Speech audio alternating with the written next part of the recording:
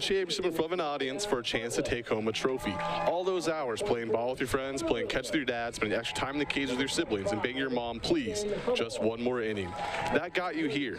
Now you've spent months, if not years, making friends for a lifetime and improving your game for this moment. Throughout the finals and classes, that's over. Pitch by pitch, one team will fulfill a dream shared by every little kid in the nation.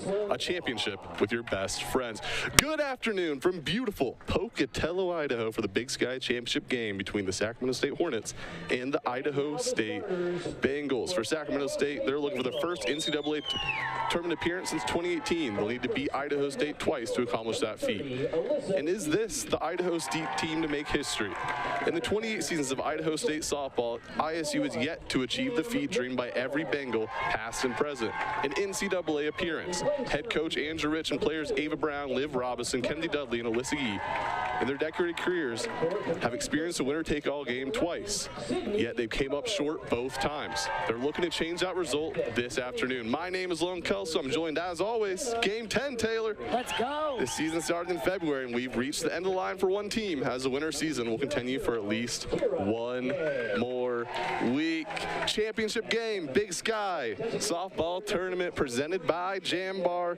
Taylor, what do you expect in this one?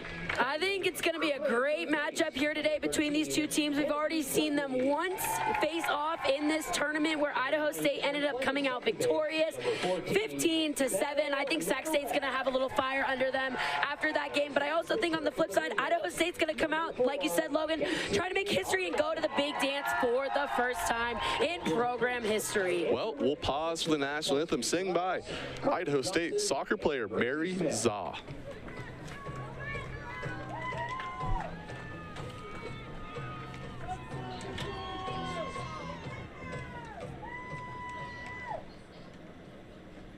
At this time, we'd ask all who are able to please rise and remove your caps as we honor America with the playing of our national anthem as performed by Idaho State soccer senior midfielder and team captain, Mary Zaw.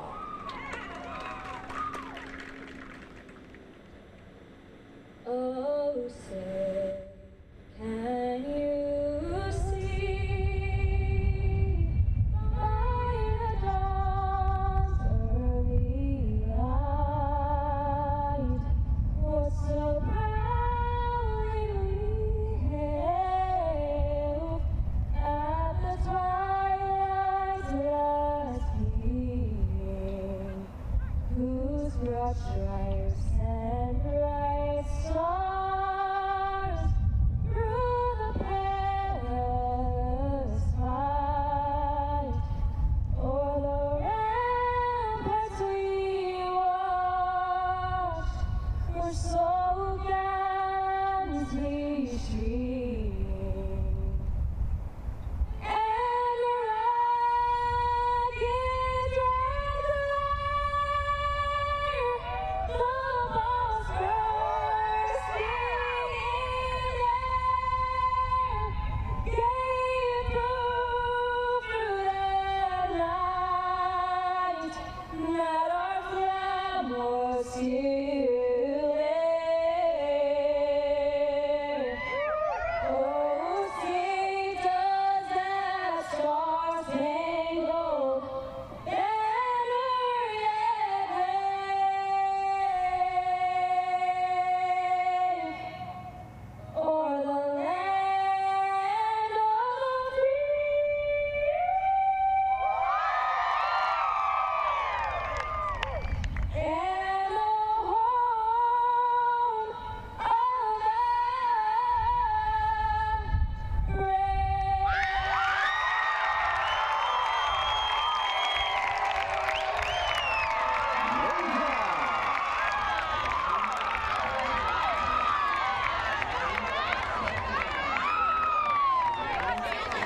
just about to get things going here in beautiful Pocatello, Idaho, site of the 2026 Big Sky Softball Championship, and now Championship Day, presented by Jambar. Starting lineups presented by the Invasive Species of Idaho. Make sure you always clean, drain, and dry your boat after using it in the water. Get rid of those pesky quagga mussels. Leading off for Sacramento State will be number 15, Saskia Robb, followed by number 18, Maddie Mendoza, number 2, Lafu Malapei, number 28, Madison Evers-Lyles, number 9, Melissa George, batting 5th, batting 6th, number 16, Erin Garcia, in the 7-hole, 34, Haley Bustos, batting 8th, number 6, Ava Medellin, and batting 9th, number 20, Addie Buckley, with senior Kennedy Bacon in the circle. For Idaho State, getting the ball is Casey Aganaga, the senior left-handed pitcher, with an ERA of 3.11, 1.45 WHIP, 15.4 win-loss record, 108 innings pitched, with 74 strikeouts to 46 walks. She'll be throwing the ball to junior Jenna Kearns. First base will be Sydney Groves. Over at second base will be Belle Navarrete. Shortstop Karen McDonald. Over at third, Kennedy Dudley. Left to right, Alyssa Yee, Ava Brown, and Kira Day. The DP will be Jaden Moore. And the starting battery for your Bengals. Taylor, what do you see for Casey Aganaga in the circle? Yeah, like you said, Logan, the senior left-handed pitcher transferred over to Idaho State for these moments right here. Going to get the ball today. Likes to throw down in the zone with that drop ball. Has a curve and a backdoor she'll throw as well. Every once in a while, she'll mix in that change. But for me, Logan, it's the lefty spin that she brings. Lefty pitchers are just different in the circle, and Casey Aganaga, no exception to that here. And Aganaga's one appearance in the tournament went 5 innings, 6 hits, allowed 4 earned runs with 1 walk and 6 strikeouts. That came against Sacramento State on Tuesday. Idaho State 2-0 in the tournament. They won both the games they've been in. They'll need to lose twice today if Sacramento State wants to head to the NCAA tournament and take home the Big Sky Softball Tournament trophy, as they're 3-1 on the day, or 3-1 in the tournament, and they took down Montana to get the rematch with Idaho State. So Saskia Robb versus Casey Aganaga to start things off in the 2026 Big Sky Championship, presented by Jambar. It is a nice overcast, slight breeze blowing in, 68 degrees. So Saskia Robb on the season, batting .344, 892 OPS in the tournament. She is 6 for 14. She scored 6 times, Taylor, 8 RBIs, 2 walks, a stolen base, and a triple, plus that grand slam. Who could forget? The absolute bomb out of the leadoff spot from Saskia Robb with that grand slam here in the tournament. First pitch swinging, it's going to be a fair ball. Saskia Robb looking for extra bases. She'll get in there with a stand-up double. 1 pitch, 1 hit for the Hornets to start things off the top of the first. Talk about a quick start for the Hornets. Saskia Robb wasting no time in that leadoff spot, taking the first pitch she sees on the outer half and driving it right down the left field line. And it's hard to get a ball down the left field line with Kennedy Dudley at third base, and just absolutely smokes it for a leadoff double, Logan. The berm getting packed in the outfield as Maddie Mendoza steps to the plate. Mendoza's been having a heck of a tournament, 7 for 10. She scored 6 times, 5 RBIs, a double, and a home run. First pitch to her, taken outside. Yeah. The home plate umpire, Matt Jacks. At first base will be Davis Nixick, and at third base will be Guillermo Villanueva here for Game 1 of the championship. Yeah, Maddie Mendoza's not only been great in the box for Sac State, but also on defense as well, making some really incredible plays over at that shortstop position. 2-0 now to Mendoza. On the year, she's batting .368 and 1,000 OPS, 8 home runs, 28 RBIs, and 19 walks. 8 for 10 if she can get on the base pass. Saskia Robb herself staying at second with the first pitch double. It's 13 for 15 on stolen base attempts. Ball to the outfield, could score the first run. The 2-0. Swing and a miss. Aganaga gets Maddie Mendoza to chase. Oh, it looked very similar to the first 2 pitches thrown in the at-bat. A little more aggressive, I think, on that swing there, and Casey Aganaga able to get Maddie Mendoza to swing and miss for strike number 1. So a 2-1 count now on the junior shortstop from El Paso. The pitch in there for a strike. It's 2-2.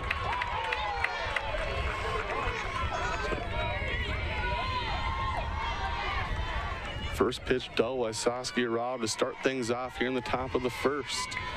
Sac State looking to score first in this one. Had back-to-back home runs against Idaho State on Tuesday in the first inning by Maddie Mendoza, who's currently at the plate, and Lafu Malapei, who's currently on deck.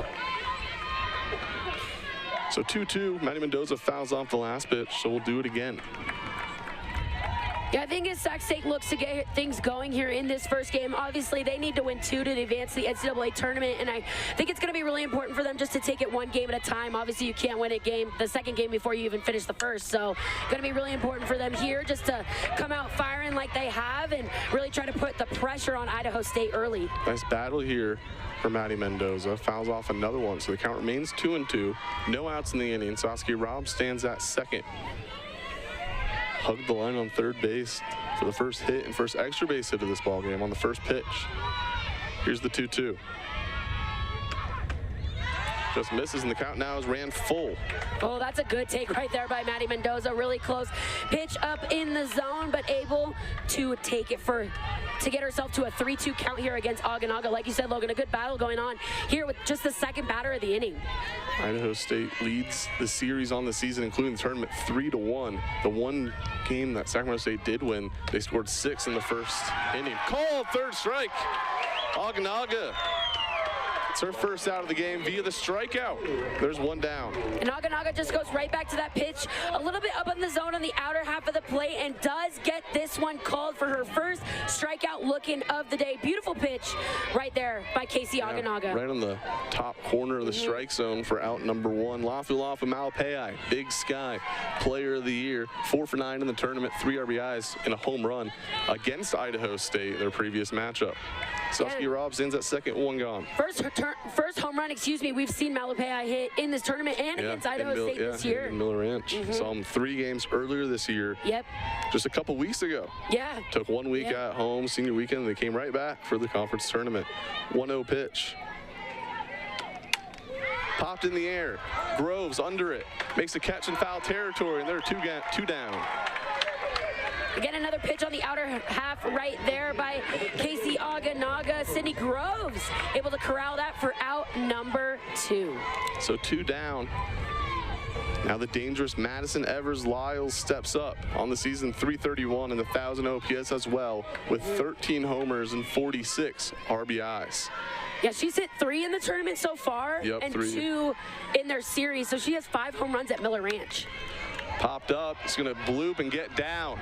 Aliski throw to home plate, not gonna be in time.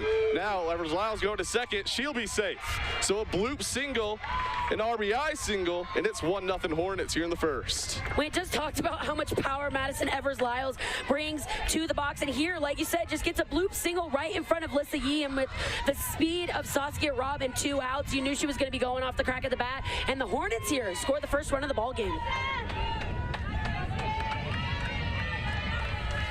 First pitch to Madison Evers-Lyles, wind picking up here. Going crosswind to the left pole, back pick to Lyles, not in time.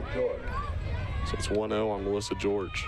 Time called by Jenny Kearns. Yeah, gonna call time right here. I think just bring the infield together, and this is something that Idaho State likes to do a lot, especially after a walk or just a base hit that is kind of a little bit of a momentum shifter early. They like to call time and regroup, and a lot of it's led by Jenna Kearns behind the plate with her junior leadership. So gonna bring them all together and, you know, talk about it and get things going again here in the bottom of the top of the first, excuse me.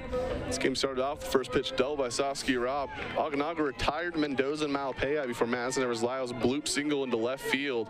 Drives home Robb. She advances second base on the throw. Still 2 outs, 1-0 count to Melissa George. The 1-0. This is a 2-0 now on George. George on the year, the junior, batting 196, 646 OPS, 2 home runs, 14 RBIs, has 11 extra base hits in her 22 overall hits. So 2-0 the count on George. Well, yesterday, one of the common themes that we saw was 2-out hitting from all of the teams that we saw in UNC and Sac State and Montana. And so if you're able to capitalize with 2 outs, it really just gives you kind of that upper edge as Sac State looks to do that here. So 3-0 on George. Oganaga in danger of losing the 5-hole hitter from the Hornets. Pitch. Called strike. So hitters count for Melissa George. Casey Oganaga in the circle, looking get out of the inning, already allowing 1 run to come home. A 2-out single by Madison Evers-Lyles. And Aganaga did a really nice job coming in to their second game of the tournament, the one against Sac State, as another pitch is called right there for a strike. But she did a really nice job after that first inning, really settled in and able to put 3 consecutive zeros up on the scoreboard. So looking to see her get settled in here as she continues to go to work. So full count, 2 outs. Evers-Lyles stands at second. George at the plate. Aganaga, deep breath, gets her sign. Here's the pitch. It's a walk. So Melissa George reaches first base, and it'll be first and second with 2 down, extending the inning for Erin Garcia. Hornets looking to add on here in the top of the first, already up 1. Look at a replay of the pitch here. Yeah, just tries to go upstairs a little and just misses just a little bit upside. Good take by George there, as we saw a pitch a little bit lower in the zone, but up in that high spot got called on Maddie Mendoza. First pitch to Garcia runs high for a ball. Garcia, I believe, hitless in the tournament, but has 3 hit by pitches, 2 of which I think have been RBIs. Yep. High pitch versus Idaho State. Then From Casey as well, Aganaga. from Casey. Here's the 1-0. 2-0. Aganaga trying to find the zone here. One with 2 outs. The good news here, if you are Idaho State, is we talked about this throughout the whole tournament, but they do have options on the basis of where to get out. So the play does not have to be made at first base. They have options at second and third as well to try to get out of the inning. The 2-0. Ground ball. It's going to sneak into left field. Evers-Lyles coming to the plate. Throw is safe. It is 2-0 Hornets. A weak single into left field. Make it 2. Singles to left field and 2 RBIs. It is 2-0 Hornets. I mean, no better time to get your first hit of the tournament and add an RBI to it as well than here in the championship game, as Erin Garcia just takes a ball the other way and it sneaks through that 5-6 hole, which has just been so good for Idaho State. As you can see, Cameron McDonald was pinched up the middle just a little bit, and Evers-Lyles able to get in there with a really close play, but gets her hand in for the second run of the ball game here for Sac State. So 2 down. Haley Bustos looking to pile on here. It's 2-0 already. Bustos has a home run in this tournament against Idaho State. 2 for 6 overall. The home run, RBI, and a run scored. All off the single home run. Swings at the first pitch and misses. Should be down to count 0-1.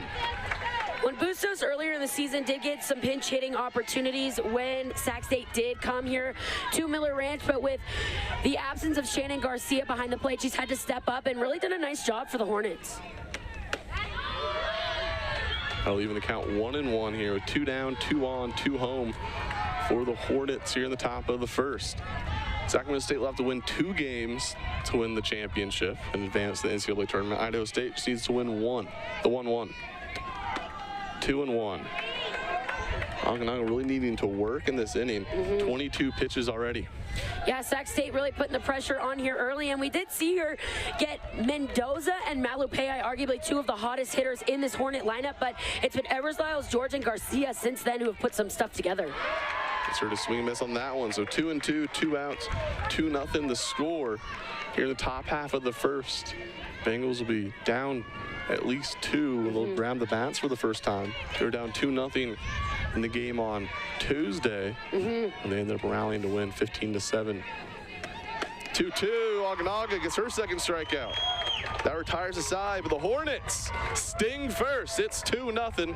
Bengals will look to respond in the bottom half of the first. You're watching the 2026 Big Sky Softball Championships presented by Jambar on ESPN+. Sacramento State scoring 2 runs on 3 hits. There were What you put in determines what you get out. This is true for sports. You've got to be willing to do the hard work.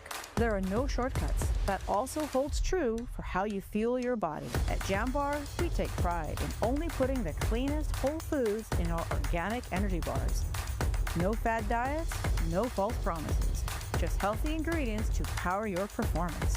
Jambar, the official energy bar of the Big Sky Conference. 1. Some say it's the loneliest number.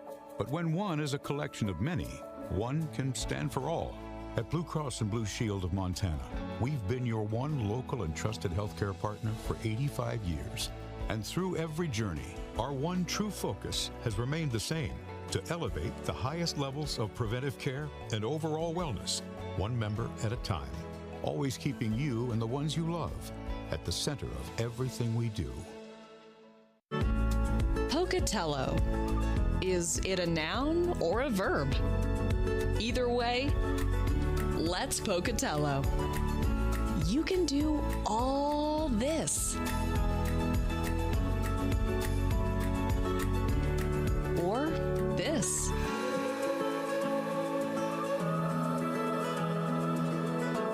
Go to visitpocatello.com to get every minute out of your visit. Beautiful day in Pocatello, Idaho.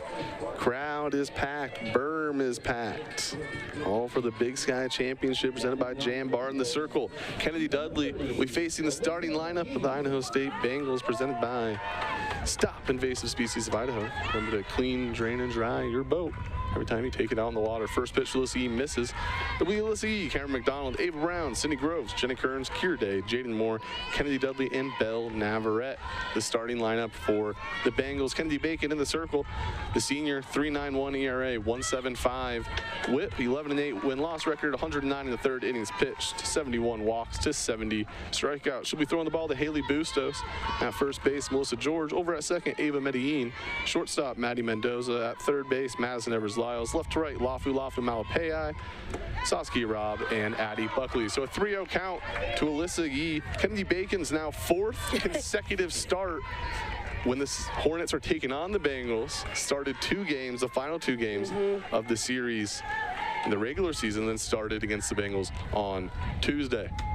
3-0 is a strike, so count now 3-1 on Alyssa Yee. Had a home run against Sac State last time they played. Her lone hit in the tournament. She's 1 for 7. Yeah, an absolute moonshot to center field. The 3-1. Ball 4. So leadoff walk for the Bengals to start things off against Kennedy Bacon and the Hornets. Down 2 runs. We'll see how the Bengals respond early. Andrew Rich going to grab his sign chart from graduate assistant Gracie Smith. So much excitement in the first inning, he forgot to take it over there with him. No one on this Idaho State team has experience in NCAA tournament. Assistant coaches Kelsey Brodus and Carly Johnson and Andrew Rich have all experienced one. Assistant coaches Carly Johnson and Kelsey Brodus, part of the first 2 Boise State teams in history to reach the NCAA tournament. Andrew Rich, assistant coach for that second team that made it. Also recorded the first win in school history, right? Over there. Beat Stanford twice. Kelsey Brodus in the circle. Alyssa Yee on the move, throw down, and she is out. What a big throw right there from Haley Bustos. Alyssa Yee, I don't know if she was going on the pitch or if she was reading ball in the dirt, but Haley Bustos and Maddie Mendoza finishing that play with the tag. That's a huge first out here for the Hornets. Throw down, beating Yee, a great tag, like you said, by Mendoza. And there's 1 down. 2-0 count on Cameron McDonald. Bengals yet to swing the bat in the inning. Here's the 2-0 from Bacon. 3-0 now to McDonald. Well, like you said, Logan, Kennedy Bacon going to get the start for the 4th game in a row against Idaho State. The senior right-hander really likes to throw that curveball and that drop ball. And when she's at her best, she's definitely down in the zone and working to extend off the plate. So I'd look to see her here just, again, trying to go at these Bengals hitters and then try to expand when she can. But right now, she's just got to kind of figure out what the strike zone is here in the early goings of the bottom of the first. 3-1 to Cameron McDonald. Pitch in the dirt. So McDonald walks. That'll be her 3rd walk of the tournament. 4 for 5 coming into this game with 2 home runs and a double in this one. So Ava Brown in her final day playing at Direct Communications Field at Miller Ranch Stadium will grab the bat, takes a deep breath. She has a runner on first with 1 out. Well, Bengals have yet to swing the bat in this inning. Like you said, really just 3 straight balls, a strike, and then another ball for 2 walks. Shows bunt, fouls it back off Bustos. She's 2 for 8 in the tournament, 2 runs scored. Both RBIs coming off a home run. On the season, Brown's batting .319, the 1,000 OPS, nearly 1,100 actually, with 14 home runs, 47 RBIs, and 12 doubles, including 21 walks as well. So 0-1 count, McDonald stands at first. 1-1. When you're going against an Idaho State lineup as Kennedy Bacon is for the 4th straight game, like we've been talking about, it's going to be really important for her just to trust that spin that she has. Kennedy Bacon has really good spin in the circle, especially on that curveball. And so when you're seeing hitters for as many times as she has, you have to make small adjustments. And it's kind of like a cat and mouse game of who's going to make the adjustment first. So 2-1 now on Brown. McDonald stands at first via the walk. Alyssa Yee walked but was thrown out trying to steal second base during McDonald's at bat. Here's the 2-1. Popped in the air. Change up. Medellin calling for it. Makes a catch, and they're 2 down in the inning. Man, what a pitch right there by Kennedy Bacon. After falling behind 2-1 to Ava Brown, throws her the changeup and gets her underneath as Ava Medellin over at second base is able to easily secure that for out number 2. Cameron McDonald has to stay at first base, nowhere to go. So 2 down for Sydney Groves. Groves is 2 for 4 in the tournament, scored twice, 2 RBIs with 4 walks and a home run. Had a 2-run home run against the Hornets in the last game against Bacon. First pitch in the dirt for a ball. Yeah, that ball was pitch Groves crushed. here. Yeah, that's what we were talking about it a little bit before the game, but Sydney Groves just so lethal in this Idaho State lineup. It'll be interesting to see how Sac State tries to attack her here. So 2-0 now to Groves. 2 down. Groves is able to reach. It'll be Jenny Kearns, the Pocatello, Idaho native, on deck. 2-0. 3-0 now to Groves. Yeah, it looks like they're being really, really careful with Sydney Groves. I mean, rightfully so. It seems like every ball she puts in play just is hit hard somewhere, has the ability to just carry balls out of this ballpark, so being really, really careful. So 4-pitch walk to Sydney Groves, her 5th of the tournament.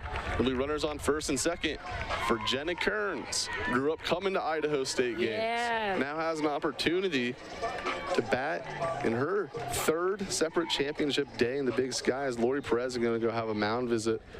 Or she's going to talk to her infielders. Tomorrow we'll talk to Bacon. Coach D, as they call her. The wind is blowing right to left from my vantage point. Yeah. It is blowing out, though. It was blowing in a little bit. It was blowing in earlier this morning. The wind's been a lot of crosswinds all day. Lake wind advisory sent out earlier today. Yeah. We assume we're gonna have good weather. Blue skies now starting to come out a little bit more. It was a lot more overcast when the game began. Yeah. Just 24 minutes ago. Well, and like you said, a good opportunity right here for the Pocatello native is 3 free passes in the inning so far for Idaho State, and Jenna Kearns with a swing of the bat here could really make this game interesting here in the bottom of the first. First pitch down the middle for a strike. McDonald stands at second and Groves stands at first, both via the walk, like you said. 2 down in the inning. 0-1 count on Kearns. Here's the pitch from Bacon. Misses for a ball. It's 1-1. Well, and we've just seen throughout this tournament, really, and conference play in general, just how many free passes have been issued and how they've really come back to bite whoever's on the field and who's issuing them. So Kennedy Bacon looking to defy the odds here and get out of the inning unscathed. 2-1 now. And these pitches she's throwing are not missing by much, so just needing to make small adjustments out in the circle. If we try to overcorrect and make big adjustments, that's usually when you start to miss by even a larger margin. So just small adjustments here from the senior in the circle. 2-1's into the outfield. Here comes McDonald. Groves heads to third, and the Bengals are on the board. The Pocatello native with the first RBI of the game for Idaho State. It's 2-1. And Kennedy Bacon here going with the changeup, but Jenna Kearns not fooled in the slightest. Drives this ball into the center field, and easily Cameron McDonald's going to come around to score, and the Hornet lead is cut in half now, Logan. So it's now first and third for Kira Day, who's having a great tournament. 4 for 7, 3 runs scored, 6 RBIs, and 3 home runs. 2 of those being walk-off run rule home runs in the 6 against Montana and Sac State. First pitch misses. Kira Day. Good stop by Bustos, preventing that one from going to the backstop. Well, and what's really interesting about Kira Day is she started the season off so hot with all the home runs she was hitting, and then kind of hit a little bit of a home run drought, but home run drought no more as she went deep in Missoula. She's gone deep twice here. Three times? Three times? She has 13 on the season, third on the team. Sydney Groves leads the team with 19. Brown has 14, and then Day with 13. Lassie has 8. She's in fourth. So 2-0 the count on Day. Jenny Kearns ends at first, Groves at third. The pitch. 3-0, all inside to Kira Day. On deck, the senior Jaden Moore. Who's also been swinging a great bat. There's just no break in this Idaho State lineup. 3-0, 2 outs, 2 runners on. Bengals get 1 run back in the inning. 4-pitch walk today, 4th walk in the inning for Bacon. The bases are now loaded for Jaden Moore. Her first season being a primary starter for Idaho State in her 3rd year in the program. Took over during the Seattle series. Big time hits during the Big Sky play. Batting .393 on the year, on 1,051 OPS, 5 home runs, 5 doubles, and 21 RBIs. Well, probably her biggest opportunity of the tournament thus far coming right here. I think biggest opportunity of her collegiate career right here.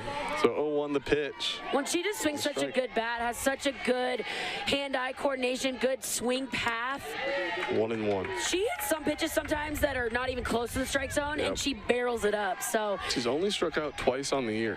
Once to Bacon, and once to Kara Sweet in back-to-back at-bats. So 2-1. Bacon trying to find the strike zone. Needs to find the strike zone as the bases are loaded. Groves on third. Yeah. Kearns with the lone hit in the inning, stands at second, and Kira Day stands at first. Yeah, nowhere to put Jaden Moore. Got to go right at her. This one will drop. This will tie the game. Maybe take the lead. Kearns to home plate. Bengals take the lead. Ball gets to the backstop. Kira Day stands at third. Jaden Moore, biggest hit of her career so far, and it's 3-2 Idaho State. And again, Jaden Moore just doing Jaden Moore things here, just bloops a hit over into left field, and Cindy Groves was going to score easily, but with the speed of Jenna Kearns will now allow the Bengals to take a 3-2 lead here, and we're only in the bottom of the first inning, Logan. 2 runs scored by Sacramento State with 2 outs. Now 3 runs scored for Idaho State with 2 outs. And now this senior, one of the heartbeats of this program, Kennedy Dudley, will grab the bat. The 8th Bengal take a plate appearance against Kennedy Bacon. Batting .270 on the year, 777 OPS, 4 home runs. One of those came against Bacon in the previous game against the Hornets. 21 RBIs and 5 doubles. Big spot here. 2 runners in scoring position, 2 outs. First pitch from Kennedy Bacon. Off the plate. When this late in the tournament, with how many times these teams have seen each other, there's going to be quite a few runs, I think, that are going to be scored today. And so Sac State taking the first punch here, but then Idaho State responding right back. There's a strike. Eagles count 1-1. The 9-hole hitter, Belle Navarrete, stands on deck. Leadoff hitter, Alyssa Gee now in the hole. 2 runners on. Moore, a 2 RBI single, stands at second. 2-1 as Kira Day, who reached on a 4-pitch walks, now stands at third. Well, only 2 hits in the inning, Logan, and both have been singles that have come at just clutch times. Correct. Again, free passes just have been the name of the game here in this first inning. Here's the 2-1. Swing and a miss. So a 2-2 count now to the senior third baseman. 2 runners on, 2 runs for Sac State, 3 now for Idaho State. And like you said, really in the first inning. We saw a good one on Tuesday. We're seeing a good one again today. Yeah. 2-2 misses. Counts now full on Dudley. Well, I think there's obviously a lot riding on this game. Idaho State never been to the tournament. They're going to give their all. Sac State trying to upset Idaho State here and to prolong their season. So a lot to play for both of these teams. This one bloop in. It gets down. 1 run scores. Here comes Jaden Moore. Play at the plate. There is none. It's now 5-2 Idaho State in the bottom of the first. Kennedy Dudley, the senior, delivers with 2 outs. And again, just another bloop hit single here, but just enough to get over the head of Ava Medellin. And like you said, Bengals are going to score 5, bring all 9 hitters to the plate here, and just 3 hits points in the two inning. outs. A bloop single for Kennedy Dudley. A No 2 point. RBI single. And now the number 9 hole will get to bat in the first in the form of Belle Navarrete. Misses for a ball. Belle, the Ontario, Oregon native, in her 3rd season with the Idaho State program. Really become a mainstay up the middle with her classmate Cameron McDonald, and she's been really good out of the 9 hole in this tournament so far. There's a called strike. Evens count 1-1. Dudley stands at first. The biggest hits of her career. It's now 5-2 Idaho State on 3 hits. 1-1 popped foul. So Kennedy Bacon finally ahead in the count. 1-2 on Navarrete, looking to get out of this inning. First time she's been ahead in the count all day with the 9 hitters she's faced so far. Here's the 1-2. Just misses. Oh, Counts great now even hit. again, 2-2. Well, and Belle Navarrete has one of the best eyes I've ever seen at the plate. She reminds me a lot of Jaden Moore in that she's very aware of the strike zone. She can get her bat head to a lot of pitches that are not strikes and trying to get something going here. That one misses. Now the counts ran full on Belle Navarrete. Alyssa Yee, who led this game off the walk, stands on deck. There was 1 runner on with 2 outs. Idaho State's found a way to put 5 runs on the board. Full count, fouled away. Dudley will be on the move on the next pitch.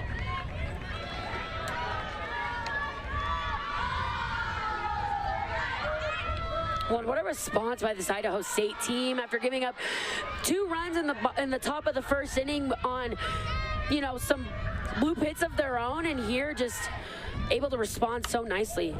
Spoiled away again. Dudley getting some laps in there.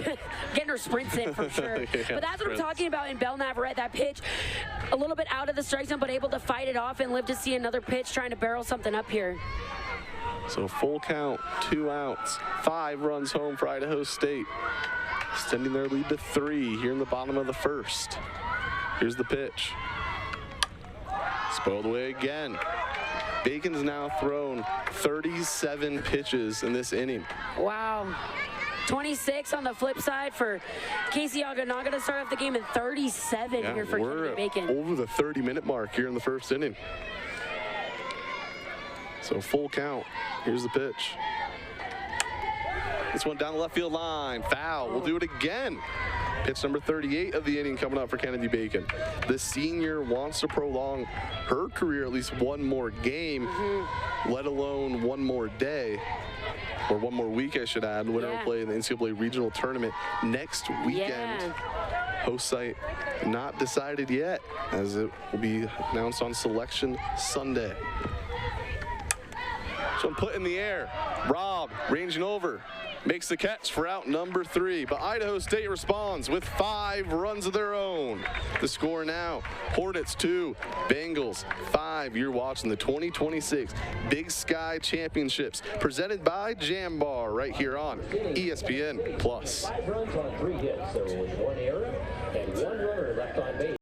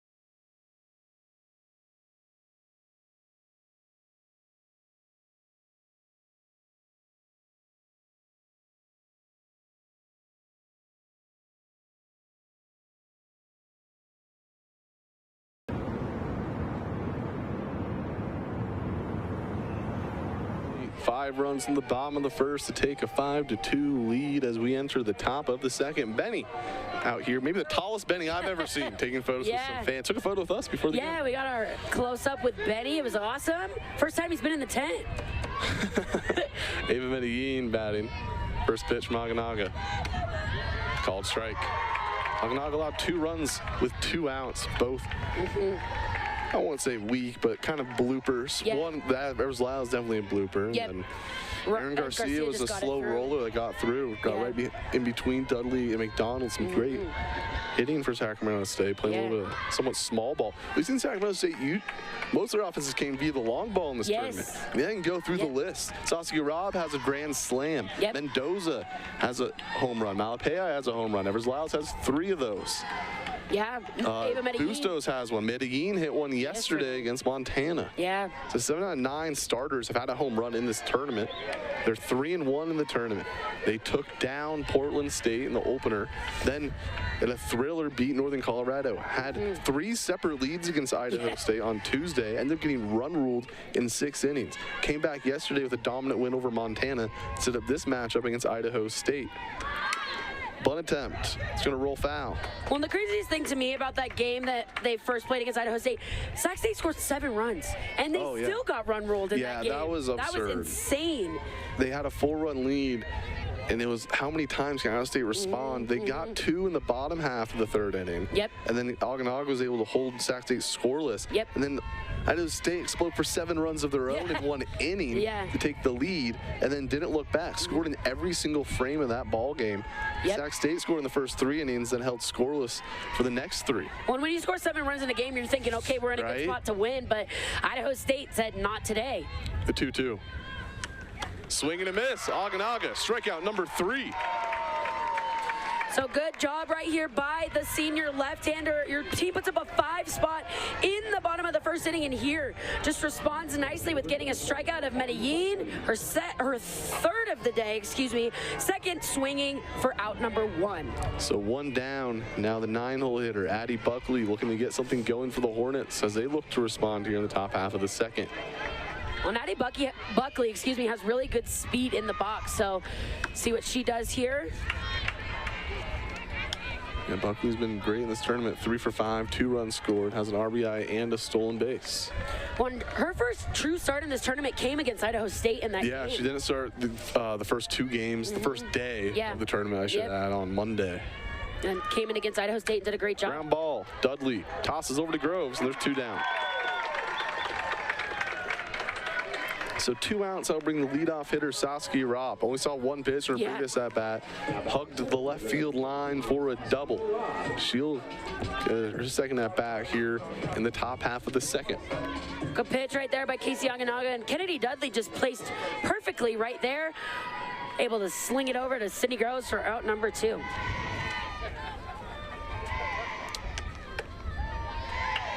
So not only does Sacramento State have to win twice, they have to play at Idaho State's field in front of a orange crowd. I see what you did there. Thank you. I like that. I fumbled the words. It would sound cooler if I said it clean.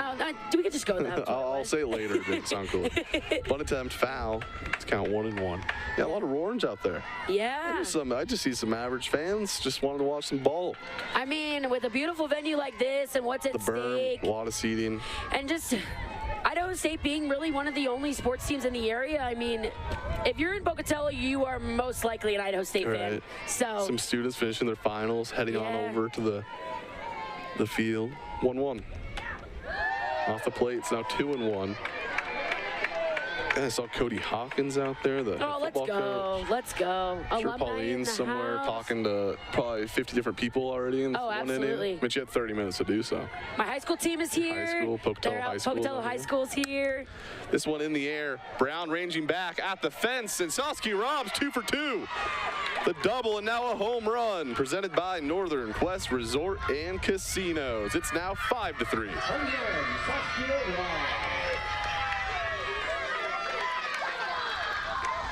her second home run of the tournament, Taylor. It's now 5-3. All 3 runs coming with 2 outs. And just kind of one of those swings where she just barrels up the ball and it just continued to carry out here, and Ava Brown just going to run out of room. But Saskia, how about Saskia Robb?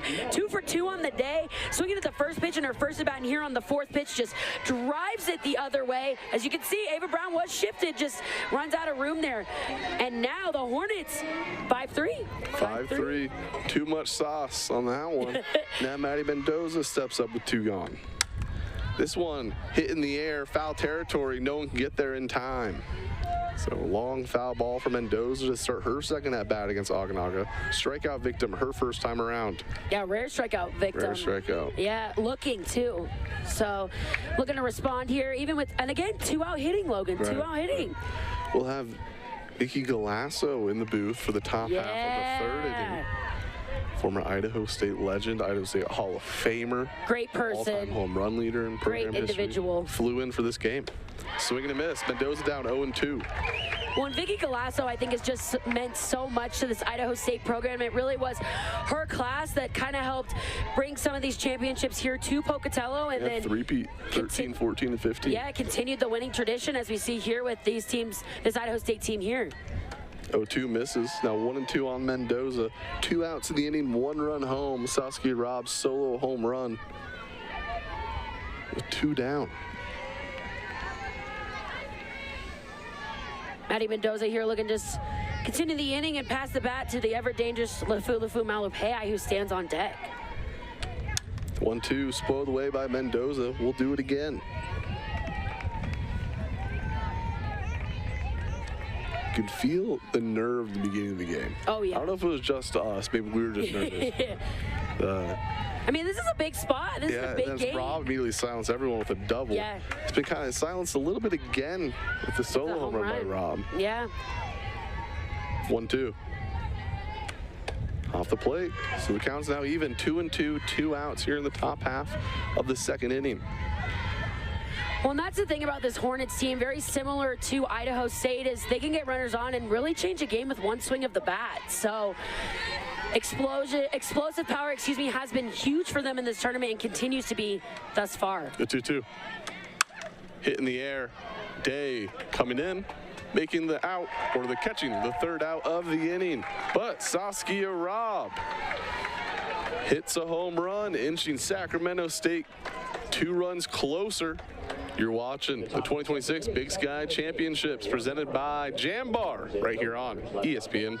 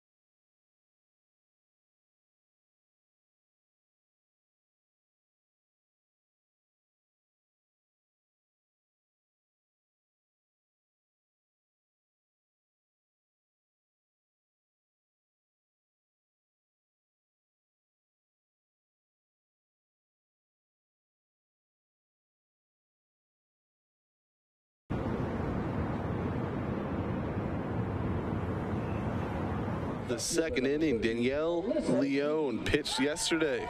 Got the win in a complete game effort against Montana on the season. 2.58 ERA, 6-2 win-loss record. This is her 26th appearance, 78 2/3 innings pitched, 30 strikeouts and 19 walks. She'll face top of the order, Alyssa Yee, to start things off here in the 2nd. Bottom of the 2nd. First pitch to Yee, misses for a ball. Alyssa Yee walked her last time around. Yeah. Got thrown out at 2nd, trying to get a stolen base. Like you said, Logan, Danielle Leon going to come into this ball game, another senior right-hander, as I was just about to say, it's her. Yep, I was just about to talk about. Likes to throw that curve and drop, but for me, it's the changeup that really sets her apart. And if she's able to throw that efficiently against these Idaho State hitters and just continue to make speed, she's going to give Sac State a chance. Almost hits E inside. It's now 2-1. Well, and when you throw a pitch that's off speed on the outer half of the plate and then you come back in on the inside half with a rise ball, man. Leon yesterday, 7 innings, allowed 15 hits, 6 earned runs, 2 walks, 3 strikeouts. 2-1, shows bunt, pulls back, but the changeup will drop in there for a strike. So 2-2 on Alyssa Yee.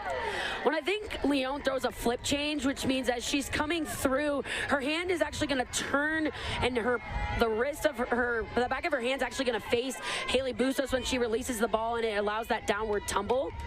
2-2, fouled away. I'm a big fan of the flip change. Alyssa Yee calls time. She'll go talk to her head coach, Andrew Rich. So 2-2, no outs. It'll be Alyssa Yee, then Brown, or McDonald, then Brown. Due up for the Bengals here in the bottom of the second. Alyssa Yee needing a second to think about things here.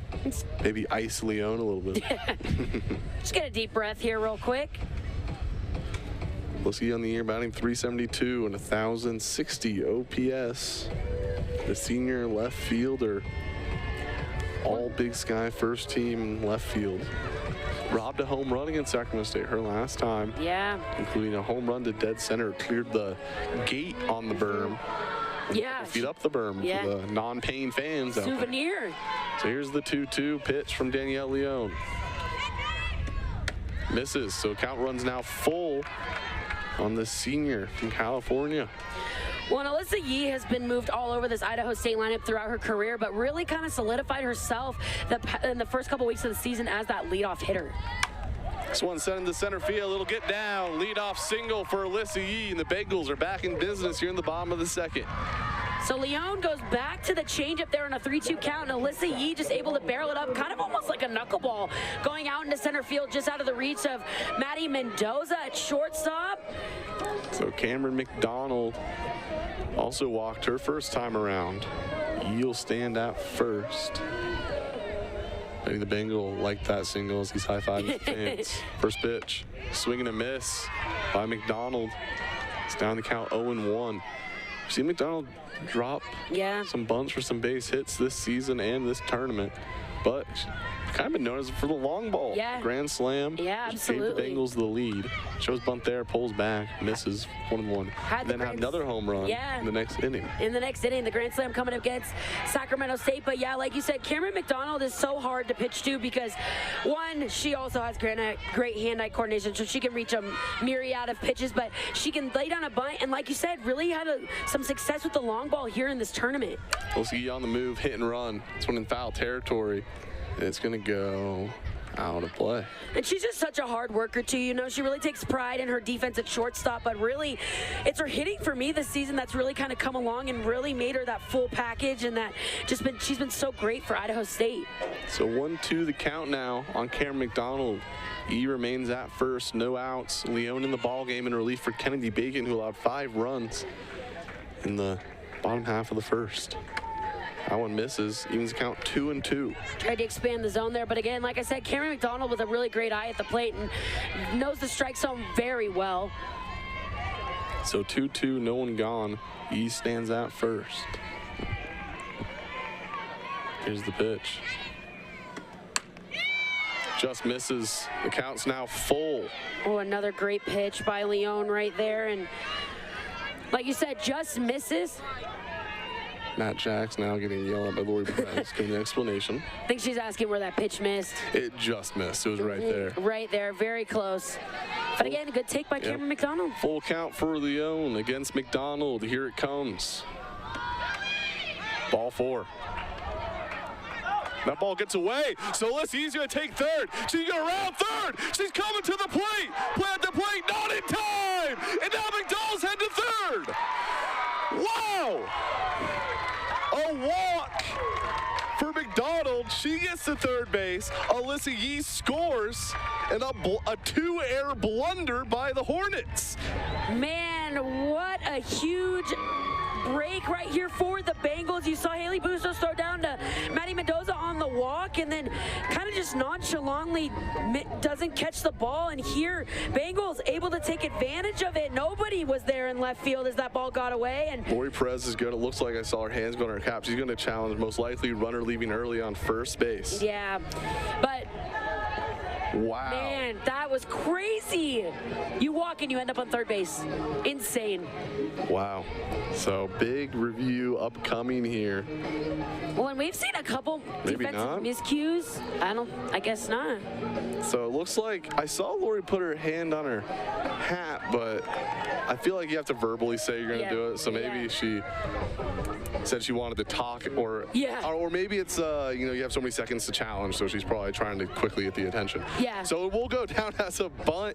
Two errors get her to third base. Man. As I believe the first error would be the throw down. Actually, probably on I think it was Mendoza. just on Mendoza. Tried to tag Yee And for then really just no did- reason. yeah. And then it went out of her glove. Nobody was there. She didn't try to run after the ball. Yee rounds third, and I believe, was it Rob that threw it into home plate? I think so. And It that was would be late. another error since McDonald was able to advance on that bad throw to third base. So walk, two errors. Let's look at it again. Yeah, so just inside crazy. pitch. Look, you can see Malupea in left field just thinks it's another walk, Yeah. and then I think they forgot this ball was live. Yeah, Mendoza. It's not a dead ball. It's a live ball. hesitated. Yee rounding third. Well, no Lyles hesitation trying from. to direct the throw, and then it comes off. Yep. Or McBustos can't get the ball in front of her, and so McDonald advances to third. Wow. So runner on third, no outs. 6-3 now the score. First pitch strike to Ava Brown. Wow, that was crazy. So Cameron McDonald stands at third base with no outs on the inning, and Ava Brown up to the plate. The 0-1. 1-1. Ball falls out of Leon's glove. She was quick to look at third base, see if she was going to try to run. To try to run, she's like, "No, we can't have this again." So McDonald, 2 walks on the day. She stands at third base.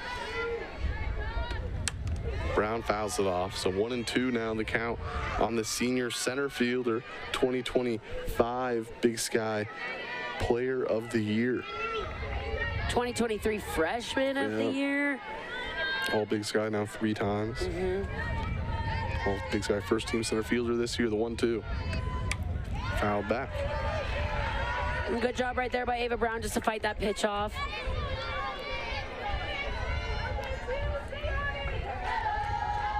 Lewa Day won in 2024, right? Player of the Year? Yes, she did. Yeah. I think she was co-player of the year with, was it Amiley Morales? Or was she just player of the year? I thought it was a minor, but I was looking at Northern Colorado's online roster, like the bios, and it Yeah. didn't say anything about it. I feel like you would note that I if feel like she you was. would note that.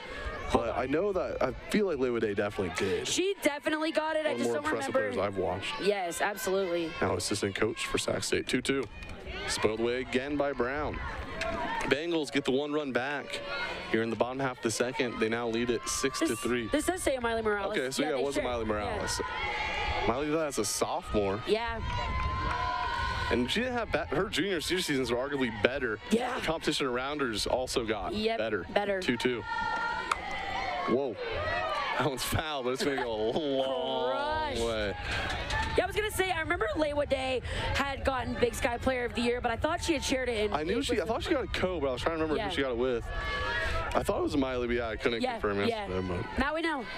Now we know. it was a thought I had mid-game against Northern Colorado yesterday. 2-2. This one sent it deep center. Rob looking back. She can't bring this one back. It's a 2-run home run by the senior in her final day playing at Miller Ranch Park.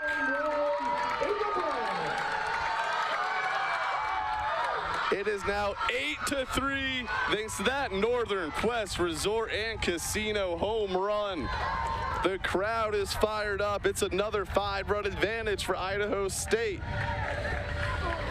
Oh my gosh, Logan, what a swing of the bat from the senior. Fouled off 3 straight pitches to get to this here and just annihilates this ball into center field. I actually think her mom and dad are sitting out there with her all her family and just crush smashes this ball to center field. So 8-3 now the score. Still no outs in the second. Sydney Groves at the plate.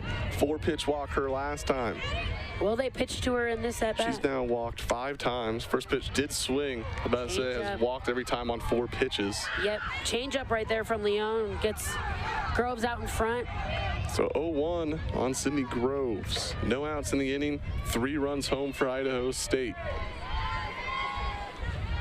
0-1 pitch. High in the air. Mendoza calls for it. Makes the catch for out number 1. And that's a huge out number 1 for Leon in the circle, with Sydney Groves always dangerous at the plate. Just jams her up a little bit and gets her way underneath this ball, and Maddie Mendoza able to secure it for out number 1.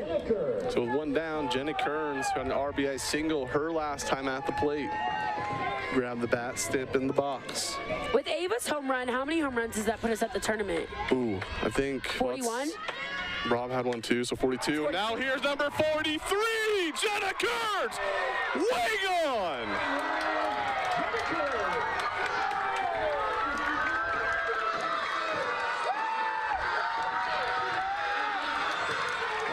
Oh, baby, another home run by Idaho State. It's now 9-3, thanks to that Northern Quest Resort and Casino home run, as Jenna Kearns receives a ride from Skylar Williams to the dugout. Now hugging Gracie Smith, the Pocatello, Idaho native, delivers in the biggest game of her career so far. The hometown hero, Jenna Kearns, just annihilates this ball, as that's going to prompt a pitching That'll change. be it for Leon. We'll have information on the new pitcher after the break. You're watching the 2026 Big Sky Softball Championships right here in beautiful Pocatello, Idaho on ESPN+.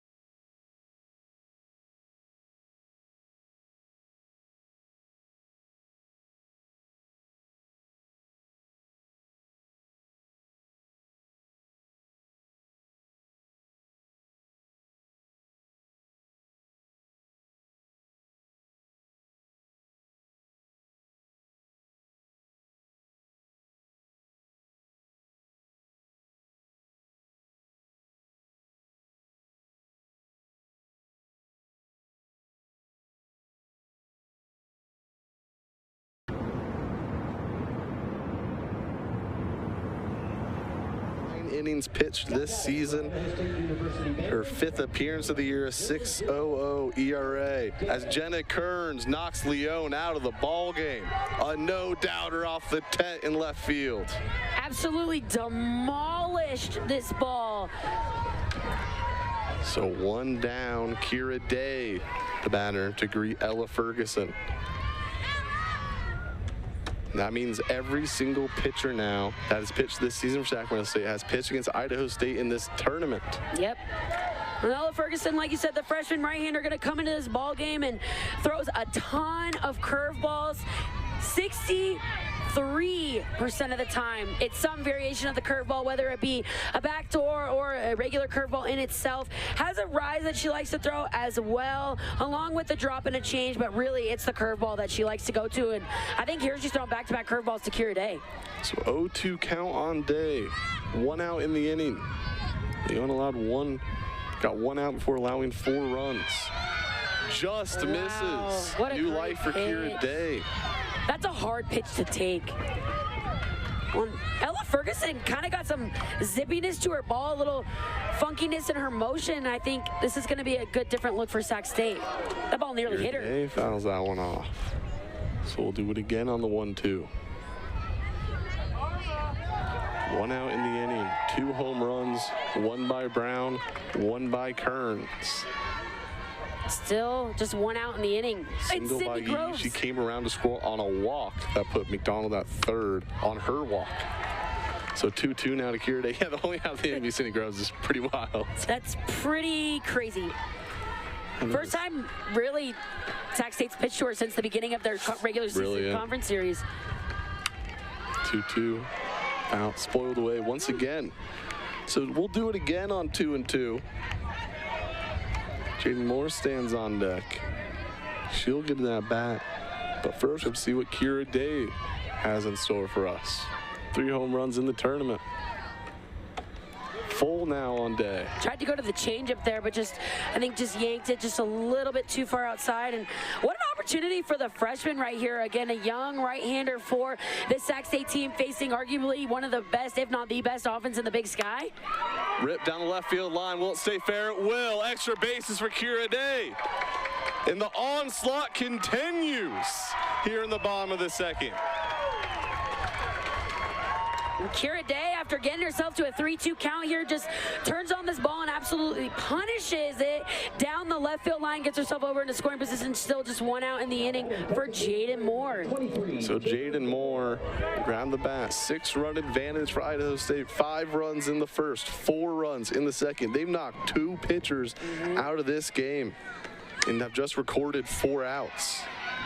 First pitch ball to Jaden Moore. Her hit, previous inning, gave Idaho State the lead.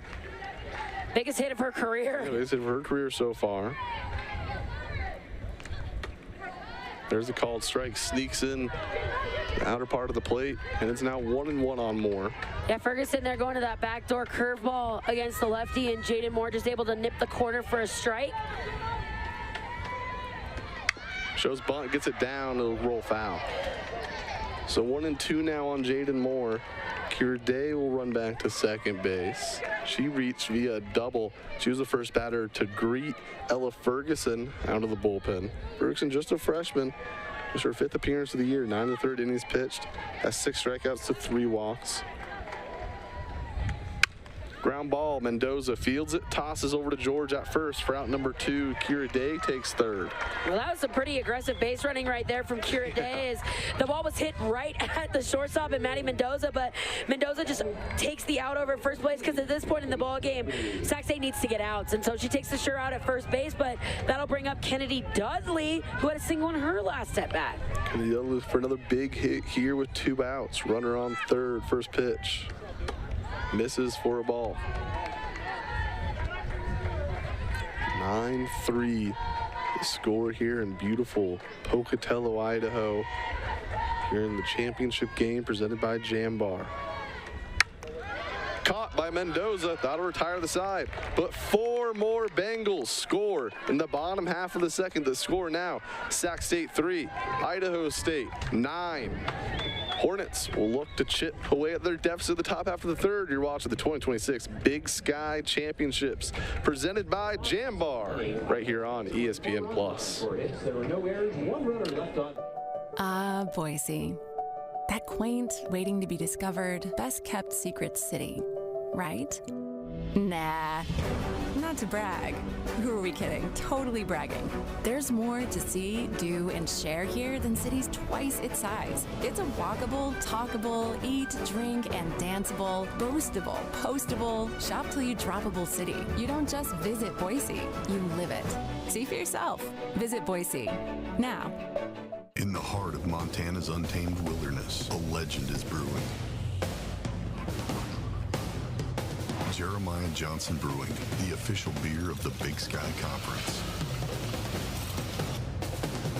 Brewed with the rugged spirit of the West.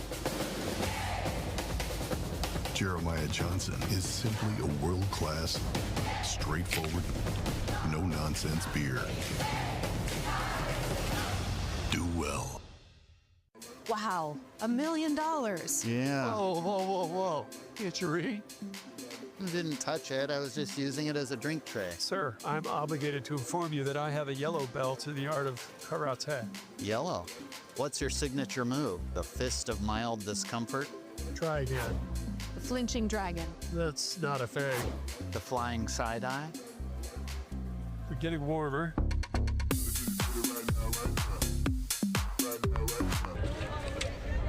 Welcome back to beautiful Pocatello, Idaho. The Bengals leading the Hornets 9-3, and I'm joined by a special guest, Vicky Colasso. How are you doing? I'm doing so good. Flying in from Waco, Texas. Yes, sir. To watch Idaho State potentially get their first ever berth to the NCAA tournament.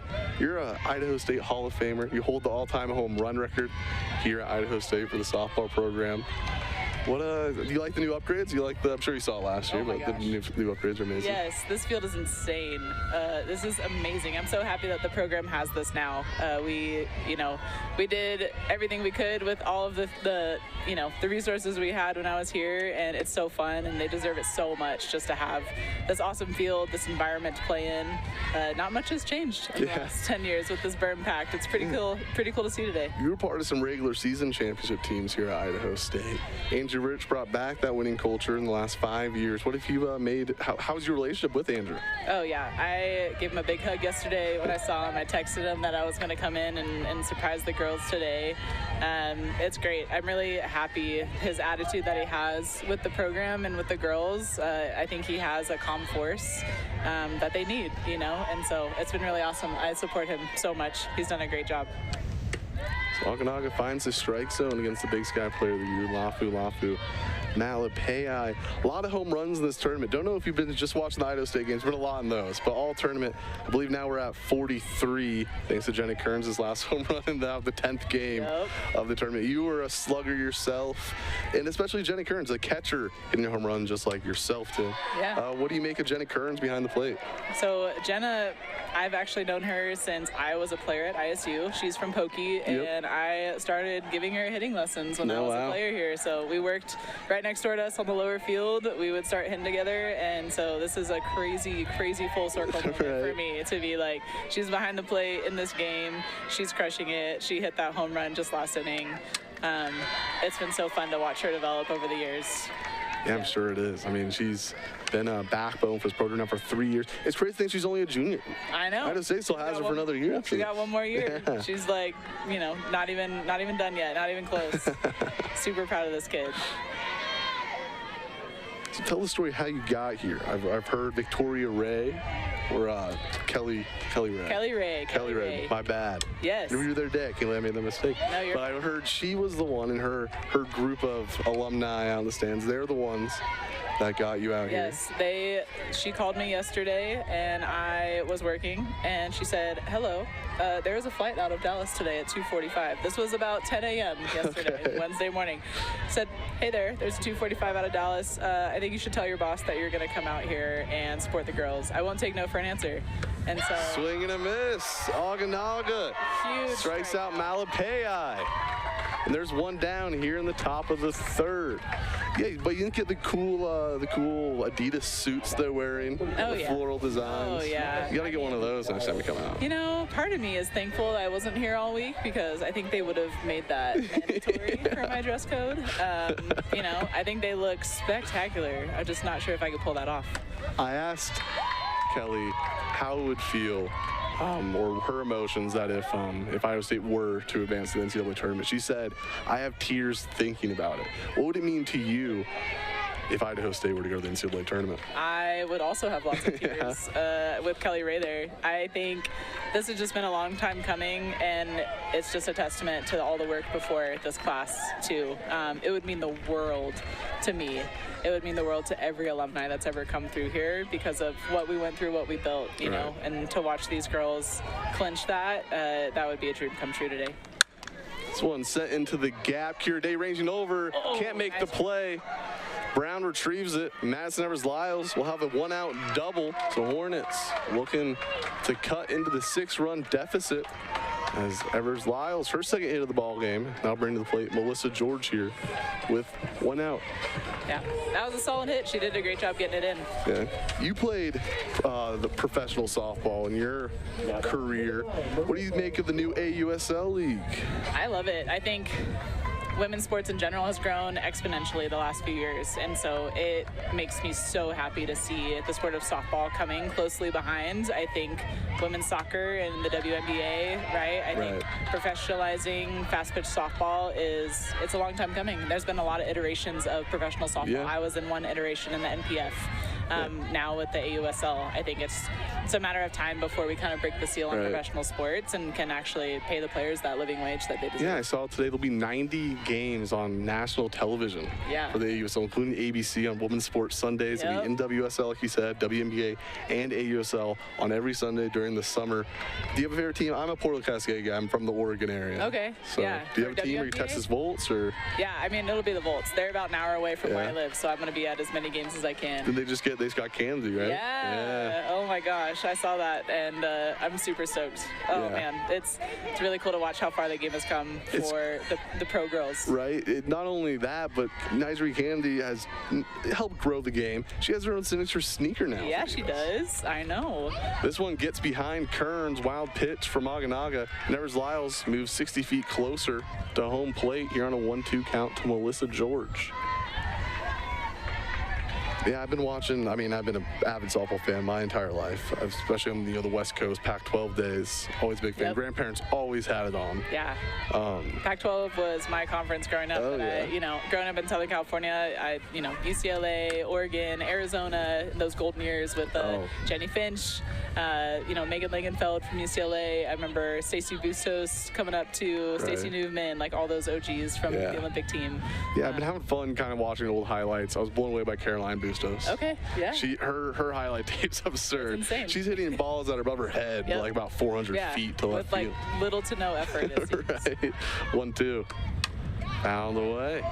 Yeah, Lisa Fernandez pitching highlights. The way her changeup moves is absurd. It's insane. And now Lisa, as a associate head coach at UCLA, getting to throw BP to the team. I remember talking to one of my friends that played there. She's like, getting to get BP off of Lisa Fernandez was not a feel-good experience. It definitely humbles you as a player. The 1-2. Way back into left field. LSU ranging back. Someone's going to leave the ballpark. 2-run home run for Melissa George. And it's now 9-5. Hornets responding here in the top of the third. They're not done yet. That home run brought to you by Northern Quest Resort and Casinos. Make that 44 home runs for the tournament. What drew you to Idaho State? A couple things. One of them was my high school and club teammate was committed to Julie. So when Julie Wright got the job here, and then my high school teammate was a year above me, and she ended up coming to ISU. So I kind of had both of them talking to Coach Wright in her ear. And then when I came on my visit, I was sold just for what Coach Wright stood for at the time, right? And the program she was building, we didn't have a field on campus. This field didn't exist. Right. They were breaking ground. And so she literally sold me dirt and a blue sky of like, hey, you come here, we will build something special, and we'll have the opportunity to do it. So that was my why. And our freshman class, they all really felt the same way. First pitch strike to Aaron Garcia. Yeah, these Hornets, they're definitely going to fight. They're not going down without a big fight here, especially, I remember, and I know it's still true today, the target on your back. Being the regular season champs and being Idaho State, everyone wants to beat you. Sac State is no different. They were always the toughest competitors that we faced. I think the most scrappy, the biggest fighters, for sure. Lori Perez having some words for home plate umpire Matt Jacks down the third base line. Concedes. Yeah, Lori Perez has been involved with this Sac State program since you were playing. I remember her. She's been here forever. And they'll be leaving the Big Sky. They're leaving us. They're going in the Big West next year for all sports other than football. It's Aaron Garcia down to count 0-1.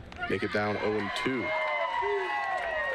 Yeah, Andrew Rich and his assistant coaches all were at Boise State before this.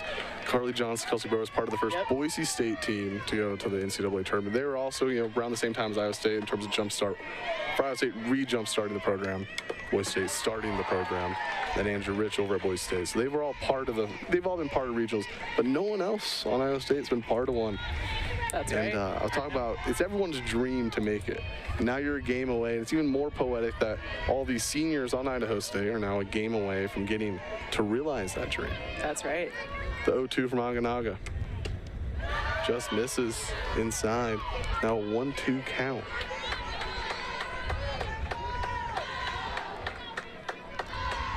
So 1-2 on Aaron Garcia. 1 gone in the inning, 2 runs home. Every frame in this game has had a run.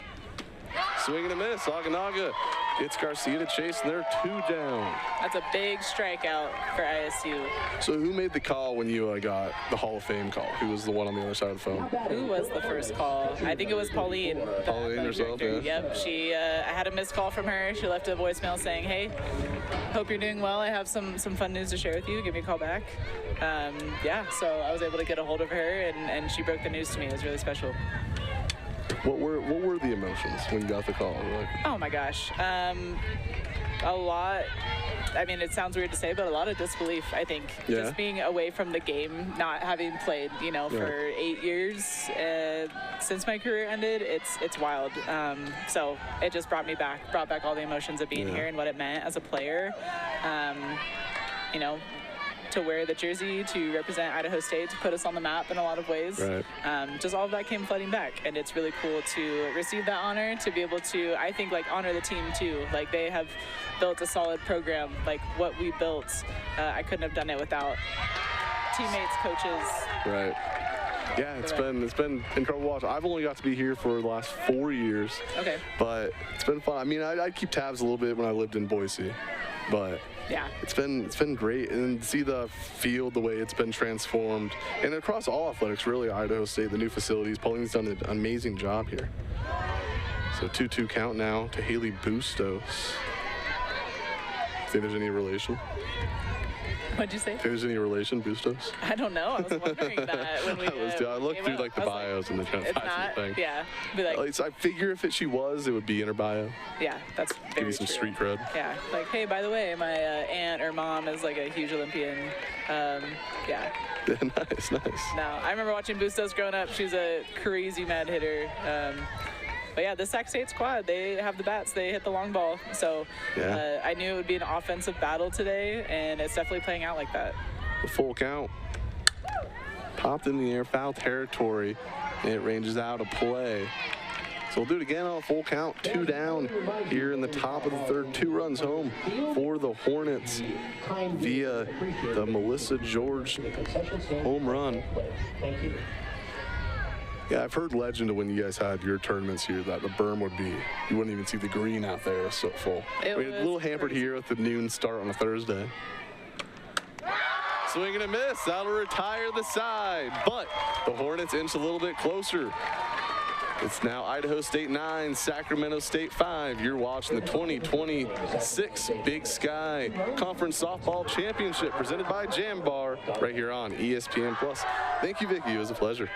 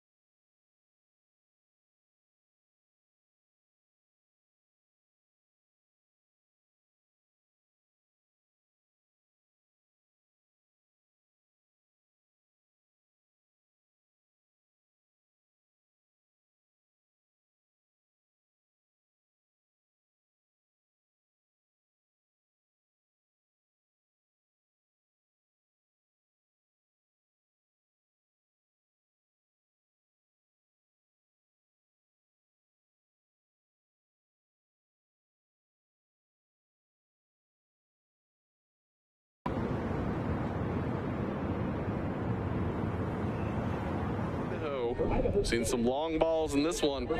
And no, that score is correct. It's 9-5 here in the bottom of the third. Lots of offense in the circle. Ella Ferguson, and I am rejoined by Taylor Fitzgerald. Yes, I got to experience the fan experience over there, Logan.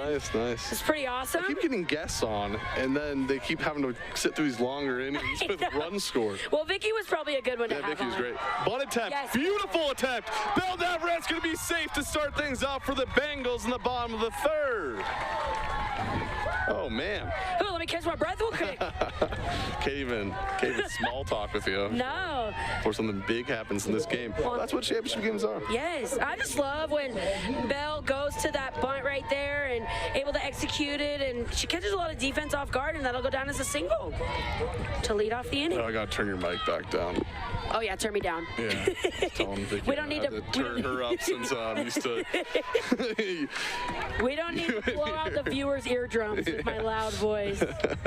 Hey, but at least you always know when I'm coming around. Yeah, last time I did it, so the viewers the last actually Iowa State game probably thought I was real quiet compared to you. Compared to me. So my yelling might have balanced out a little bit. Actually, I feel like when you get excited, we're about the same. Yeah, there you go. You know what I mean? I just have to work up to get there. We balance each other out. 2-0 on Alyssa Yee.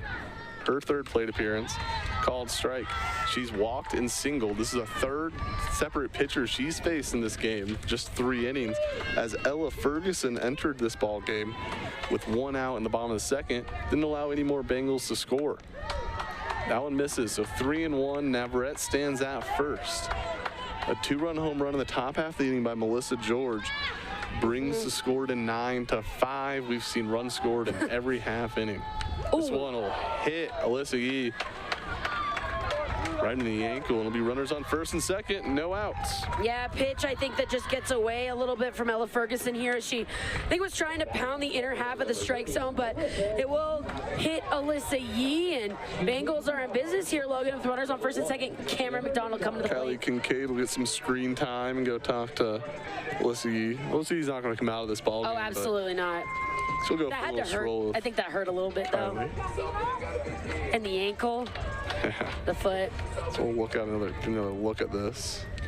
Yeah, it just slips out of her hand. She tried to throw the curveball. Oh, right. It kind of hit. It looks like it hit both legs. Yeah, it's like a double whammy ordeal. Back calf, or front calf into the back leg. All right. So runners on first and second, no outs for Cameron McDonald. First pitch from Ferguson. Shows bunt, pulls back. It's a ball. It's 1-0.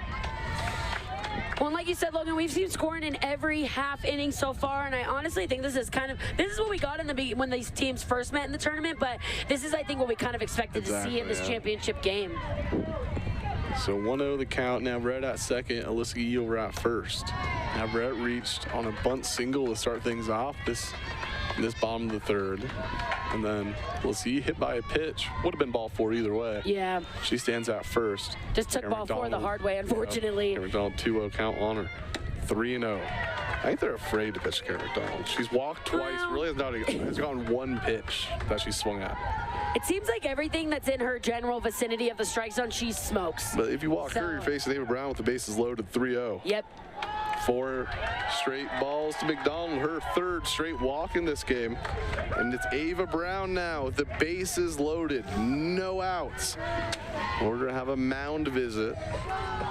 We'll talk keys of the game, Taylor. Yeah, let's get into it. Well, we're a little bit into it, but let's talk about the Jeremiah Johnson keys of the game for Sacramento State first. Let me pull them up real quick.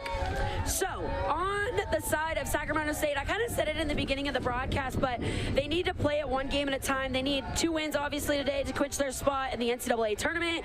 It's going to be important for them to stay in the current moment as they look to take care of business. Another key for them is just to keep hitting for power. Sac State's offense has been dangerous because of the long ball. We've seen hitters like Madison Evers-Lyles, Maddie Mendoza. Today, Saskia Robin, Melissa George have changed the game with extra base hits and home runs throughout the tournament. If the Hornets can bring the offense, they're going to have a chance to win any ball game that they play.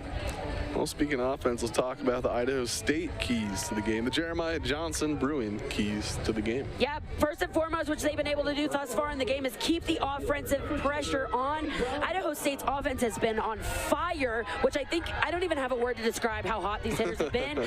This whole tournament with 2 run rule victories thus far.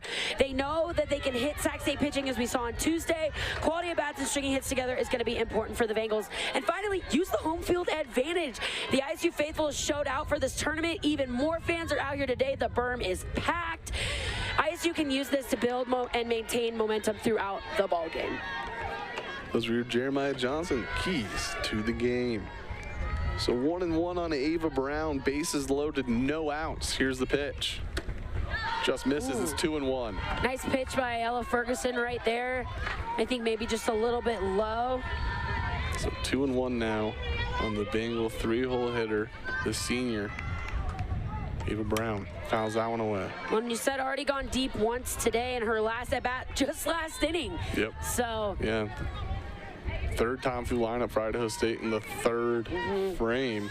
No outs, bases full, 2-2 count. Ella Ferguson. Here's the pitch. So we get beyond the glove of Medellin. 1 run scores. Here comes Yee.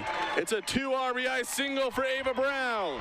And it's now 11-5 here in the bottom of the third.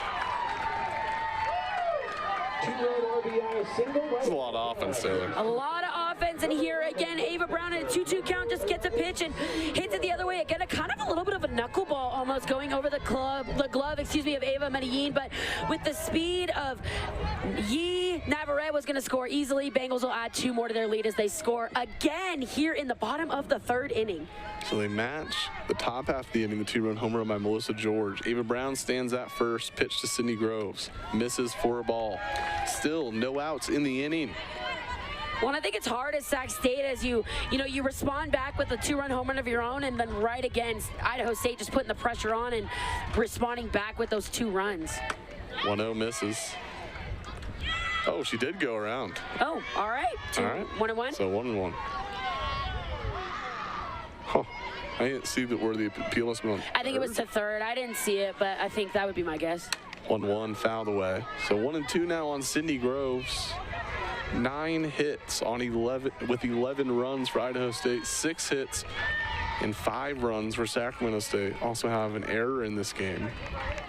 Sydney Groves looking to add on to the Bengal advantage, up 6 here in the bottom of the third. Here's the 1-2. This one fouled away. Groves stays alive. I'm curious to know how many total runs has been scored in this tournament. Obviously, we have, 44 home runs now or something like that? Yeah. I want to know how many runs have been scored. I'm going to have to go back and count. It's a lot.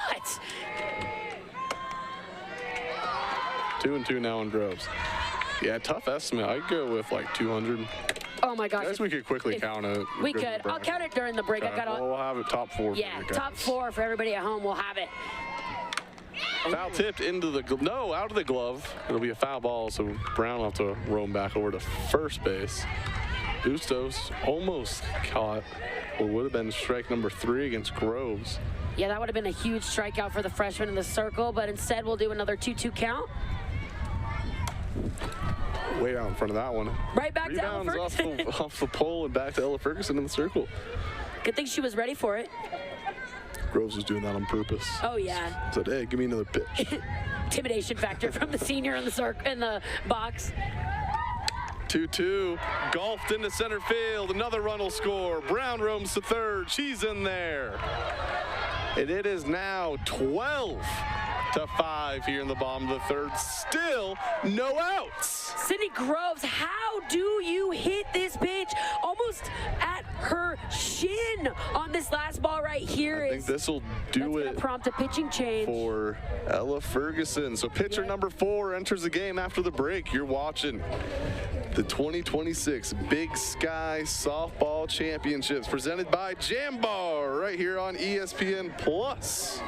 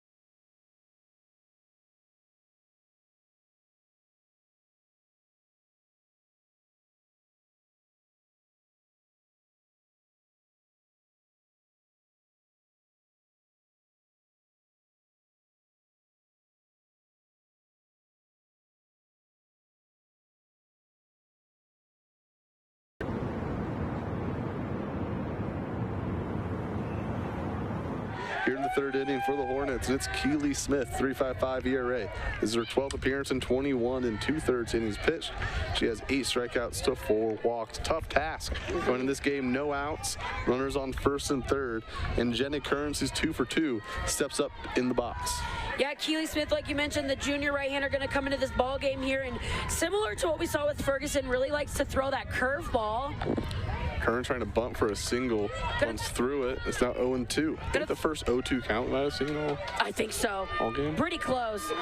Likes to throw that curveball, has a drop and a change as well. 48% swing rate on the changeup. So we'll see what she is able to do here. Is, like you said, coming into a tough spot in this ball game, but trying to stop the bleeding. 0-2 misses. Now 1-2 on the junior catcher from Pocatello, Idaho, trying to be part of the first Idaho State team to go to an NCAA tournament. Homered in her last at bat, just absolutely crushed the ball. 1-2 misses, so now 2-2 on Kearns. No outs, runners on first and third. Brown stands at third. She had an RBI single, and then Cindy Groves at first. She also had an RBI single. The 2-2. Sends this one into right field. Making the catch is Buckley. Here comes Brown. She'll be safe. It is now 13-5. Sac fly, Jenna Kearns. So Jenna Kearns does her job for the Bengals here and gets a ball lifted up into right field, as that's going to score Ava Brown. Cindy Groves will stay at first base. So it's now an 8-run advantage for Idaho State, but it is just the third inning. But now Sacramento State will officially be down to their final 6 outs, so they need to score at least one more run to stay in this one. But they have plenty of time. They'll have 6 outs to work with. They scored just 1 run. They scored in every half inning. Iowa State's just scored more. Just scored more in every half inning. 5 runs in the first, 4 runs in the second, 3 runs in, or 4 runs in the third. Sac State scored 2 in the first, 1 in the second, 2 in the third. In most games, Sacramento State would be probably not just winning, but kind of have a nice lead. Yesterday, they would have a great lead. Yeah. But unfortunately, that's take the Idaho State offense on, who is swinging maybe the hottest sticks I've seen in the entire country over the last 3 days. Yeah. I have not seen a hotter offense, top to bottom. Won 10-1 against Montana in their first game of the tournament. Won 15-7 against Sacramento State in their second game, both run rules, and ended early by Kira Day in the bottom half of the 6th inning. She faces now a 1-2 count from Keely Smith to be able to record the first out of the inning on the Jenny Kearns sac fly that scored Ava Brown to make it 13-5. Well, you were kind of getting at this a little bit, Logan, but a lot of hitters counts today for Idaho State, and even when they have been in 2-2 counts. This one in the air, Buckley trying to catch. Despite the extension, can't come up with it, as Medellin made all the way out there from second base. But yeah, what I was saying is Idaho State just found themselves in a lot of hitters counts, and even in the rarity of them going into a pitcher's count, they've been able to take a lot of really close pitches and just fight off, again, a lot of really close pitches to get themselves in good spots to square the ball up. So 1-2 on Day. Grove stands at first, 1 gone in the inning, 4 runs home for the Bengals. 1-2. Turned on.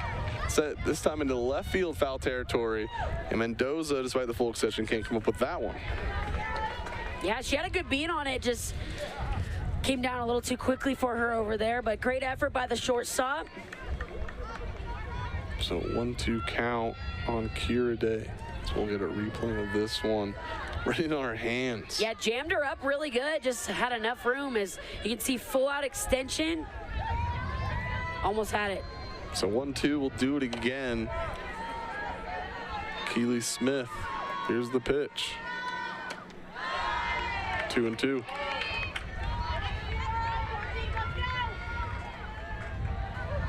Runner on first, 1 gone, 2-2 count.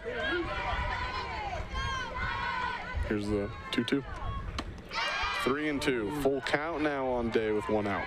Again, another really good pitch by Keely Smith right there. I think maybe just a bit outside, a little low, but Kira Day will work herself into a 3-2 count.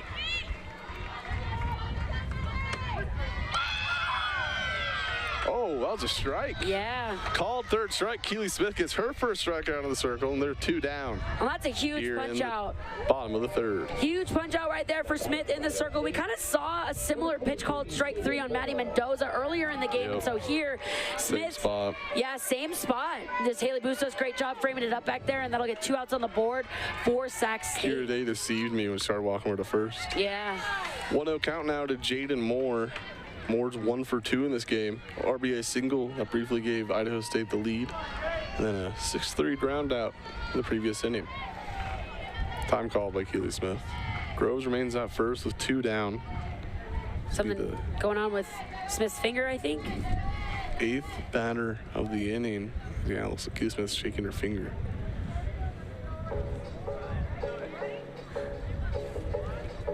Trainer coming out there. Yeah. The home crowd, Idaho State fans on the first base side trying to start the wave. The wave in the one bleacher. So I think go to the third base section as well. I think they're trying to get it out to the berm, but kind of far. So it'll be kind of cool to see. I'm not usually a wave guy, but I think a wave on the berm would kind of be sweet. I think it'd be awesome. See if they can get it going. Oh, died about center field. They were thinking about it though. Maybe they'll try again. We just need an announcement over the loud speaker. No. Everybody. That's to be natural. Everybody, the wave is going on right now. Everybody, do the wave. Do the wave. I think they just wave at the. I don't think they would realize the moment. They'd be like, huh? So it looks like Smith will be okay. She threw a pitch. So 1-0 count on Jaden Moore. Grove stands at first. 2 outs in the inning. 4 runs in the inning for the Bengals. 2-0 now to Moore. 8th batter to get a plate appearance here in the bottom of the third. Third at bat in 3 innings for the 7-hole hitter, Jaden Moore. 13 runs on the board for Idaho State. Sends this one into right center field. It's going to get down behind Rob. Here comes Groves to the plate. Play at the plate. She is safe. A 2-out RBI double. And it is now 14-5. Just another ball that Jaden Moore just completely destroys. Hit out. Great effort by Saskia Robb in center field to try to catch that ball just inches away from it being an out. But Bengals continue to put runs up on the board. And well, another pitching change, Taylor. Lori Perez going with her 5th separate pitcher in the ball game. It'll be Kendall Williams after the break. You're watching Big Sky Championship Softball on ESPN Plus, presented by Jambar.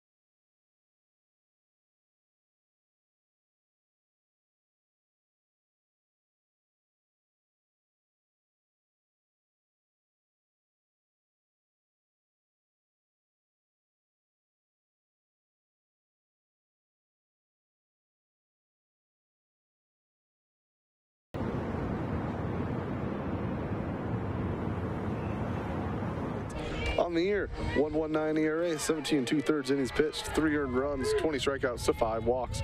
She'll face Kennedy Dudley, the 9th separate hitter in the bottom half of the third for the Bengals, as Chloe McGreevy pinch running for Jaden Moore over at second base. It's one in foul territory. Will go out of play. So 0-2 quickly on Kennedy Dudley. Yeah, Williams, again, going to come in here for Sac State. Very similar to what we've seen today. Likes to throw that curve drop combo. Very heavy on those 2 pitches. And I think right here she's just trying to get out of the inning for Sac State, and as she will. 3 pitches, 3 strikes. Called 3rd strike on Dudley. Stops the bleeding, but not before 5 more. Idaho State players cross home plate. The score now, Idaho State 14, Sacramento State 5. We'll head to the top of the 4th after the break. You're watching the 2026 Big Sky Softball Championships presented by Jambar on ESPN+. As the sun rises over the Rocky Mountains on a new era, we stand on a foundation etched in stone.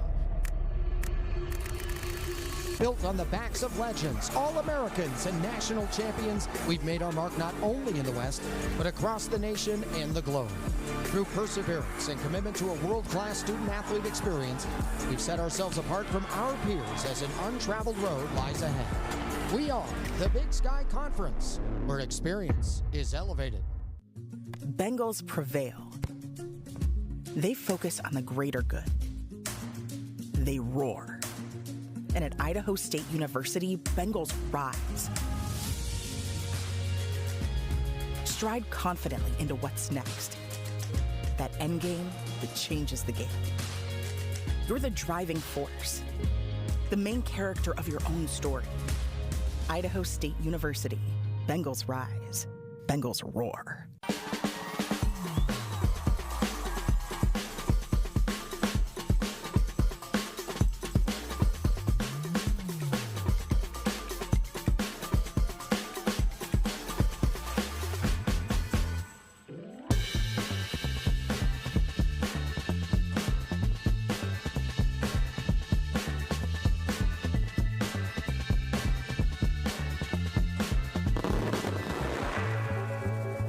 For Sacramento State. Welcome back to the top of the 4th inning.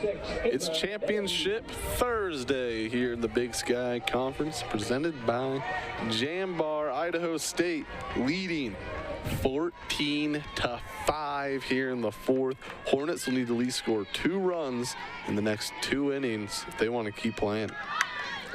Caught by Groves, 1 pitch, 1 out to begin the 4th inning.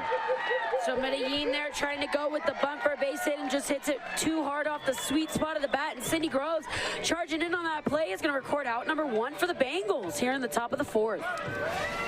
So it'll be Addie Buckley, bottom of the order now for the Hornets. 2nd time. Buckley will face Casey Aganaga here in the 4th inning. First pitch. Swing and a miss. So down the count 0-1. Idaho State scored 15 runs last time they faced the Hornets on Tuesday. 1 run away from tying that here in less innings. That one misses. 1-1 now to Addie Buckley. I wonder what the record for the Big Sky tournament is of runs scored in a single game. I believe it's 19 by Northern Colorado last year against Montana. Montana got revenge this year. They did. Down the Bears in that same round. Yeah. Or actually, it was a round before that, I believe. But in the loser bracket, 1-1. Beyond the glove of Kennedy Dudley, it's a fair ball. It'll be a single for Addie Buckley with 1 out. As the Hornets look to get back into this one, it'll be their 3rd time through the order against Aganaga as Saskia Robb heads to the box. Well, the 9-hitter here, and Addie Buckley just going to that slap and able just to poke it right past the glove of Kennedy Dudley, who was playing in on her with the speed of Buckley, but the 9-hitter will turn the lineup over to Saskia Robb.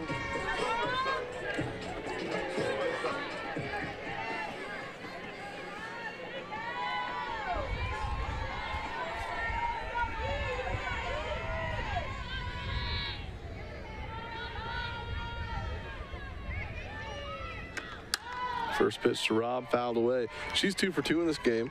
A double and a home run. Her 2 plate appearances. Scored twice as well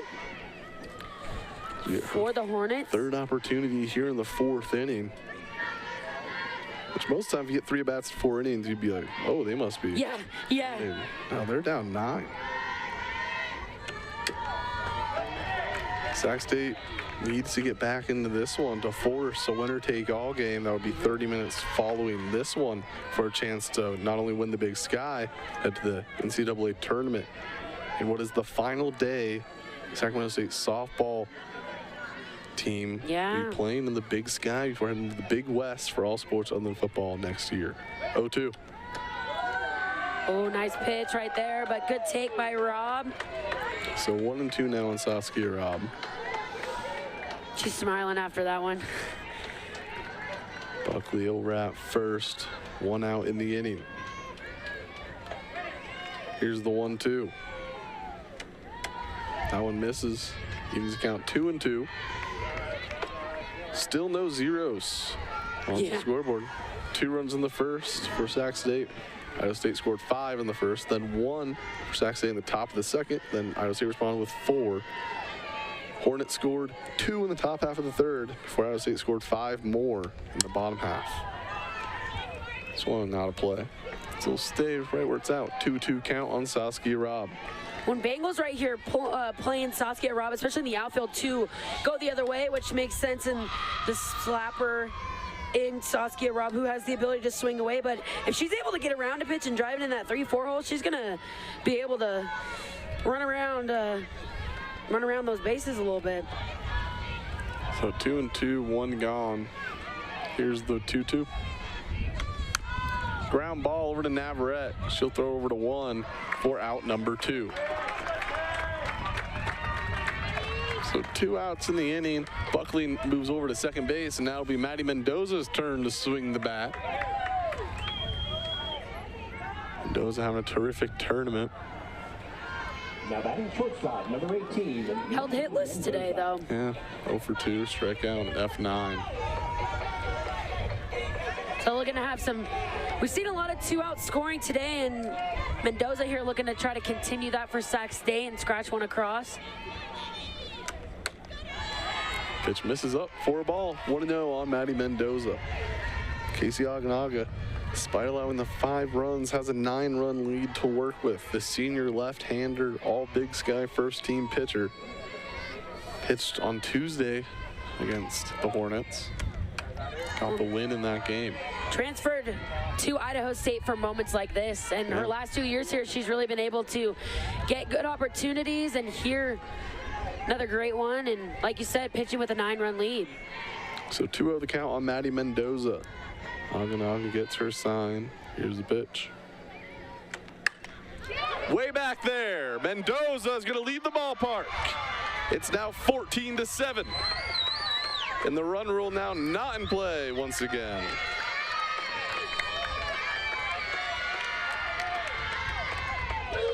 And that is the 45th home run presented by Northern Quest Resort and Casino in this entire tournament. This is the 10th game. We're averaging now 4.5 home runs per game. Wow, Maddie Mendoza just turning on a pitch here, and in a 2-0 count, you knew Aganaga had to come in, and she unleashes on this ball, and no doubter off the bat of Mendoza, and like you said, takes the run rule out of effect and gives Sac State 2 more on the board. So 14-7 now the score. We still have not gone a half inning with a 0. First pitch strike to Lafu Malapei. Big Sky Player of the Year, 0 for 2 in this game. Struck out in her last at-bat against Aganaga. Struck out her first at-bat against Aganaga on Tuesday. Casey looking to leave that trend. More 2-out hitting, Logan. Yeah, it's been all 2-out hitting. All 2-out hitting. Both teams are 4 for 7 with 2 outs in this game. That's pretty crazy. Sac State's 4 for 8 with runners on base. Idaho State's 7 for 13. Idaho State's 11 for 18 overall. And the Hornets are 8 for 19 overall at the plate. So a lot of 4s and 5s. Yeah. The point in front of them. 0-2 pitch. Just misses. We'll do it again at 1-2. Oh, nice pitch right there from Aganaga. Just missed, I think, a little bit outside, but a great pitch right there by the lefty.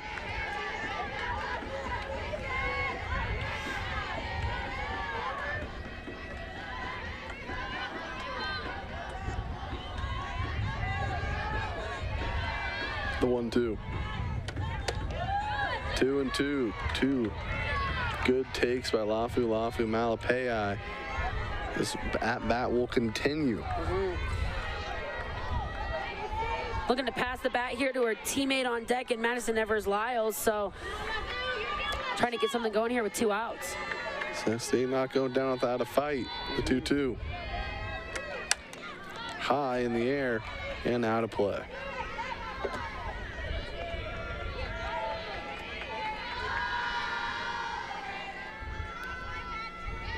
So we'll do it once again. 2-2, 2 outs, 2 runs home for the Hornets here in the top half of the 4th.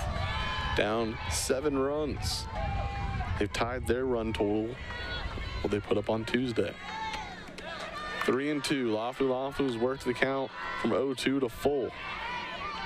Good pick back there by Jenna Kearns.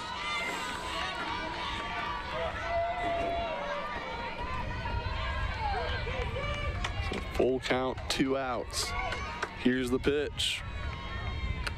Swing and a miss. Oganaga fans Malapei once again. But not before the Hornets score 2 more. 2-run home run by Maddie Mendoza brings the Idaho State lead within 7. You're watching the 2026 Big Sky Championships presented by Jambar right here on ESPN Plus.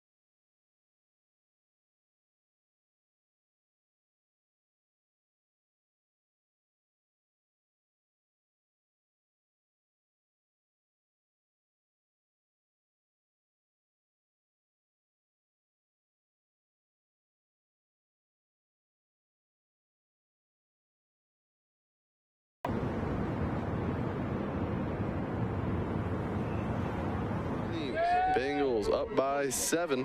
Belle Navarrete led off the bottom of the 3rd. She's leading off the bottom of the 4th. Bengals had 9 batters hit in the 1st inning, 8 batters in the 2nd, and then 9 once again in the 3rd inning. See what they do here in the 4th. Listen to this crazy thing. Bengals hitters have all been to the plate 3 times, 1 in every inning, except for Belle Navarrete. She did not get to hit in the 2nd inning. Dang. So. Well, she gets to wait. She'll get to go here now. For this. Yeah. Ground ball is going to find right field. Belle Navarrete, back-to-back innings, leading things off with a single. Bengals back in business. Runner on first, no outs for the leadoff hitter, Alyssa Gee, in her 4th plate appearance. Yeah, Belle Navarrete here just getting a pitch on the inner half and just turns and punches it through the 3-4 hole over here. As you see, just ground ball getting right through and gets herself a base knock to start off the inning, like you said, Logan.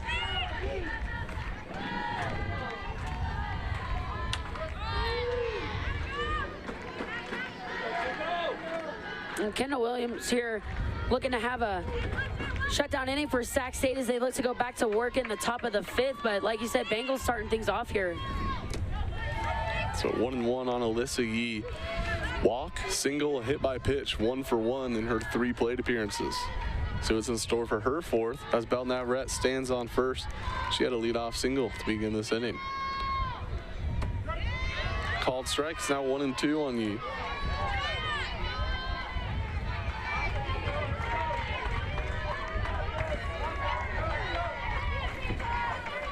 Here's the 1-2 pitch. Off the plate, evens count 2-2. Navarrete over at first base. Kendall Williams Got the final out of the third inning, out for her first full inning of work here in the fourth. Full count now to Alyssa Yee. Yeah, I got the final out of the third inning on 3 straight pitches, so. Full count, no outs, 1 runner on. Here's the pitch. Ball 4. So third free pass Alyssa Yee's received in this game to add to her single. Now be first and second, no outs, and the Cameron McDonald, who's walked 3 times in this ball game, will step up to the plate. She is 4 for 5 in the tournament. 5 runs scored, actually 7 runs scored, or 8 runs scored, sorry. 7 RBIs, 5 walks, a double, and 2 home runs. 5 Pretty walks. good tournament, if you ask me, Taylor. I would say you are correct. You are correct. And really, she just really turned it on right before conference play and really just hasn't turned it off. So not really a surprise here that she's been having such a great tournament, but just continues to be huge in this 2 spot, sandwiched between Alyssa Yee and Ava Brown for the Bengals. So runners on first and second, no outs. See if McDonald gets a pitch to swing at here. First one. Shows bunt, gets it down right back to Williams, tosses to first, and collides with the runner on the orange bag. Ava Medellin down in pain. Yeah, she's in a lot of pain over there after colliding.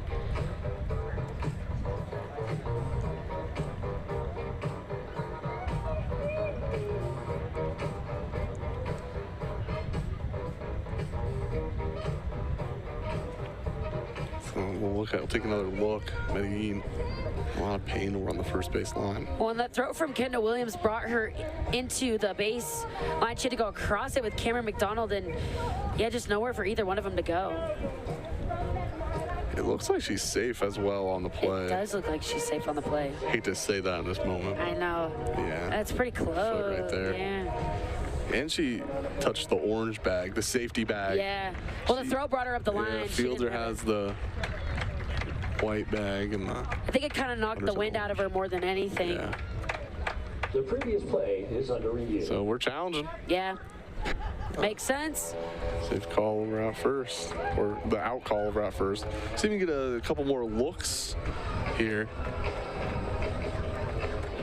Yeah, just off the beautiful bunt by Cameron McDonald right there. She's going to move the runners regardless. Now the question is, does Cameron McDonald get her foot on the base before Medellin does? Looks like her foot lands on top of Medellin's foot. Yeah, it does. But I don't know if the other one, the left foot, got in there first.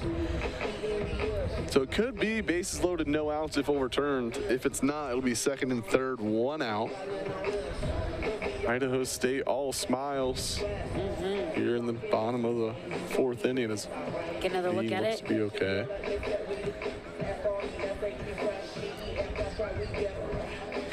If it makes a catch there, when's her foot come down? Does Cam, yeah. Looks like on that angle, looks like Cam's left foot beats both their right feet into the orange safety bag. The orange safety bag is the one that causes a collision. Yeah, I know, right? When it was put in there to prevent that. You know, if there was an orange bag, McDonald would have ran on the white, would have hit the white bag, and that would have just been yeah. Yeah. I mean, it still would have probably been a collision, somewhat of a collision. Yeah. It actually would have probably been a little more safe. Poor Ava Medellin has just been beaten up playing. Yeah, she's been playing so hard. Yes, laying out for balls. Yeah, their last game, she had that bunt when Casey Aganaga was throwing that hitter in the finger. Oh, yeah, that's right. Yeah, right in the finger, but yeah. As we're at quick review, we'll see what they say. So it looks. She'll see if there's an overturn or if the play will stand. Here's the call from first base umpire Davis Nixick. So they're going to confirm that the runner is out. Actually, I didn't hear if it was confirmed or stands. He said stands. Stands. Yep. So not enough evidence to overturn it. So the runners on second and third. And go down as a sack bunt for Cameron McDonald. Yeah, sack bunt for McDonald. So she still hasn't recorded the true up. Yeah, that's crazy. Ironically, if she was safe, she would have been 0 for 1, as it would have been an error. Yeah. But it'll bring Ava Brown to the plate here. Singled her last time up. So 1 out, 2 runs scoring position for Ava Brown. Looking for that 8-run lead. First pitch strike. Ava Brown is 2 for 3. Flew out to second base, then a home run in the second and a single in the third. 4th at bat here in the 4th. The 0-1. 1-1. The Bengals can scratch one more run across this inning. Sacramento State will be down to their final 3 outs in the top half of the 5th. And just 1 out here on the inning. Some good team at bats here could make that happen. Swing and a miss. 1-2 now on Brown. Great pitch by Kendall Williams. Wind picking up, blowing out to left field right now. Yeah, you can see that ball just really clipped and spun really hard at the last second. Fouled away by Brown. Yeah, any ball with any sense of, put any ball in the air in left field, it might just fly out of here. Yep. Yep. And it's really picked up. Yep. Yeah, there's a flag going out in right center field with an IS on it, and that thing is dancing in the wind. Spoiled away again. Xavier Brown putting together a good at-bat here with 2 runners on, facing a 1-2 count, 1 out.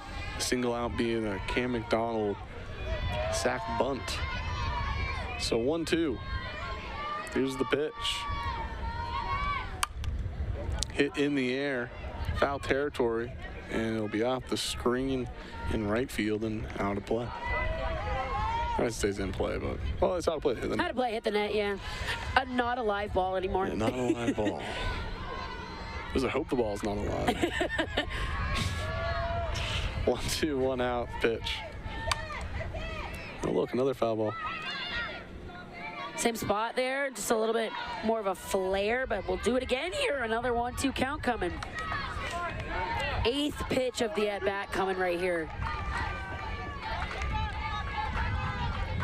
E on second, Bell at third, Ava facing the 1-2 count with 1 out. The pitch. Up the middle, can't be stopped by Medellin. 2 more runs will score. And once again, Ava Brown RBI single. And it's now 16-7. And now Sacramento State will be down to their final 3 outs. Well, hit a ball hard and good things happen. And right here, Ava Brown just punches it right past the glove of Ava Medellin. 2 more runs will come across, like you said, Logan. And Bengals still 1 out in the inning.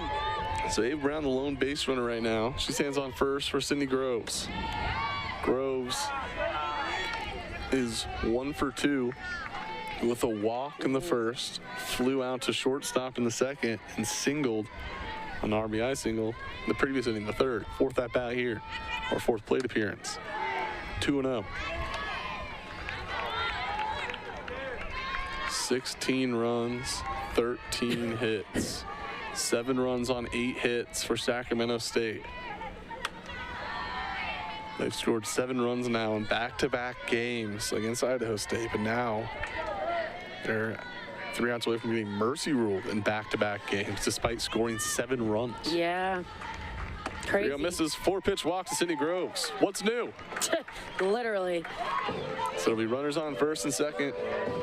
Time called by head coach Andrew Rich. I believe we'll get a pinch runner here. Yeah. It'll be Becca Quinn. So it'll be first and second, 1 out for Jenna Kearns. Becca Quinn will pinch run over at first base.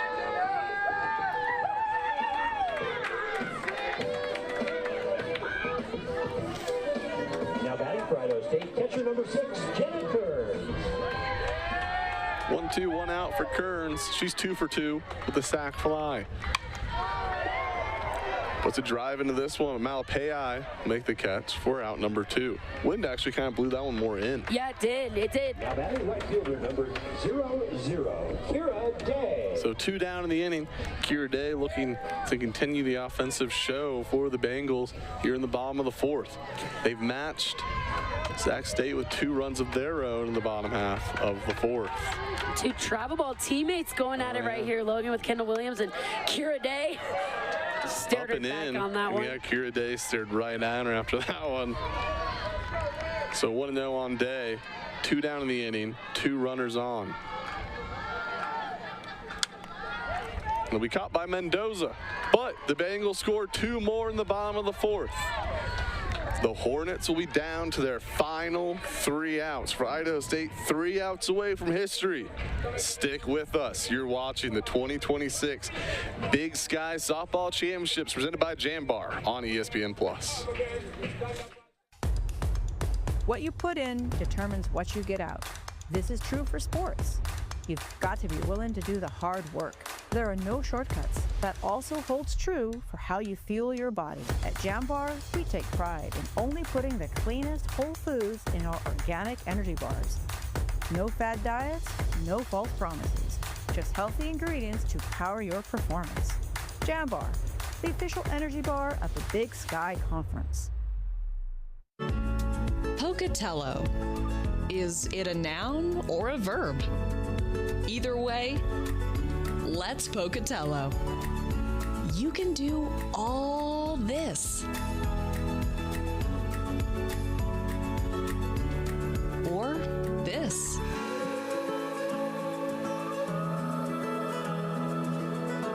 Go to visitpocatello.com to get every minute out of your visit. In the heart of Montana's untamed wilderness, a legend is brewing. Jeremiah Johnson Brewing, the official beer of the Big Sky Conference. Brewed with the rugged spirit of the West, Jeremiah Johnson is simply a world-class, straightforward, no-nonsense beer. Do well. New pitcher in the circle. It's Marley Goluskin. Trying to close things out, 3 outs away from sending the Bengals to the NCAA tournament for the first time in program history. 28 seasons of Idaho State softball, and they are now 3 outs away. First pitch is a ball to Madison Evers-Lyles. For Sac State, 3 outs away, not only ending their season, but ending their illustrious run in the Big Sky. Yeah. 1-0. Marley Goluskin coming into this ball game, the pitcher of the year, going to throw side to side with that curve and that screwball. Has a changeup and a drop as well, and honestly, I think her changeup is one of the best changeups in the Big Sky. An elite changeup that she sells very, very well. Didn't see a ton of it the last time these two teams met up, but just trying to get 3 outs here, like you said, Logan. So 1-1 count on the Madison Evers-Lyles. This one's sent into the gap. McGreevy under it, makes the catch. 2 outs away. And that's the changeup right there from Goluskin, and just induces the fly out to Chloe McGreevy in right field. Number 9, Melissa George.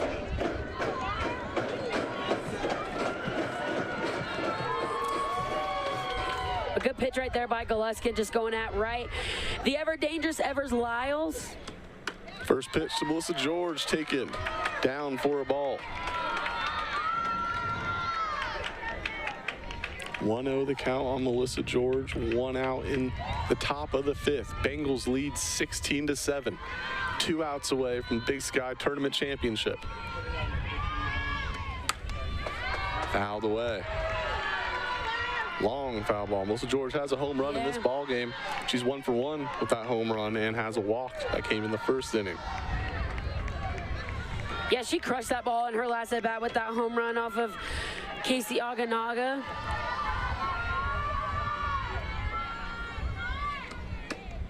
Two and 1. Some pretty close pitches on the outer part of the plate right here by Goluskin. 2-1, 1 out. Sac State looking for a base runner. Here's a pitch from Marley Goluskin. Set into deep left field. Second home run of the ball game for Melissa George. And Sac State will see to score 1 more run to stay alive. The 45th Northern Quest Resort and Casino home run of the tournament. Well, we knew Sac State wasn't going to go down without a fight. And here, like you said, Melissa George going to get a changeup that just hangs up and absolutely just annihilates it into the outfield, over into the berm. And that great day for Melissa George. Yeah. 2 for 2, 2 home runs. She had 2 home runs coming into this game, so doubles her home run count in the championship game. Well, and if without the offensive set of Idaho State, this game's looking a whole lot different for Sac State. It's not like they aren't scoring runs and swinging the bat. Well, they are. Idaho State's just been able to capitalize a little bit more. Sac State will need to score one more run. They want to stay in this. They have 2 outs to work with. First pitch to Erin Garcia is off the wall. Extra bases for Garcia. She's going to be tagged out. Oh, my! Out number 2. Whoa! Erin Garcia looking to extend her single into a double, and she's cut down. They're 2 down. Wow, what a play by Ava Brown in center field to relay that ball over to Belle Navarrete, who puts the tag down. A huge second out here for the Bengals, as it looked like that was going to be a base hit, and like you said, tried to stretch it into a double, but unfortunately will not make it. Faith Epperson will pinch hit here with 2 outs. Sac State down to their final out. Idaho State an out away from history. Number 11, Faith Epperson. Fans on their feet. Berm on their feet. First pitch. Outside for a ball. Epperson in this tournament is 1 for 5. She's scored once. Goluskin starting at Sacramento State. Pulled from the game after his 1 inning of work. 1-1. Gets louder after each pitch.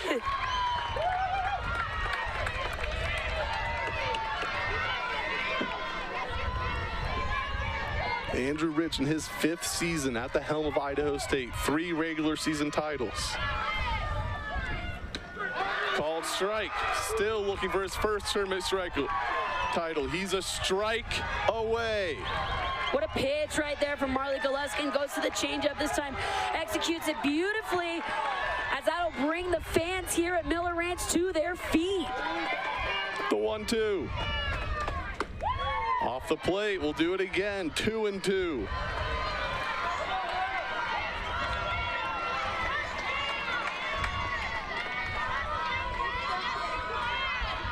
Idaho State's the only team not to win the Big Sky tournament. Will it change here? The pitch. Swing and a miss! It's finally happened! Idaho State will head to the NCAA tournament for the first time in program history. Big Sky champions in 2026. Idaho State Bengals are your 2026 Big Sky Tournament champions!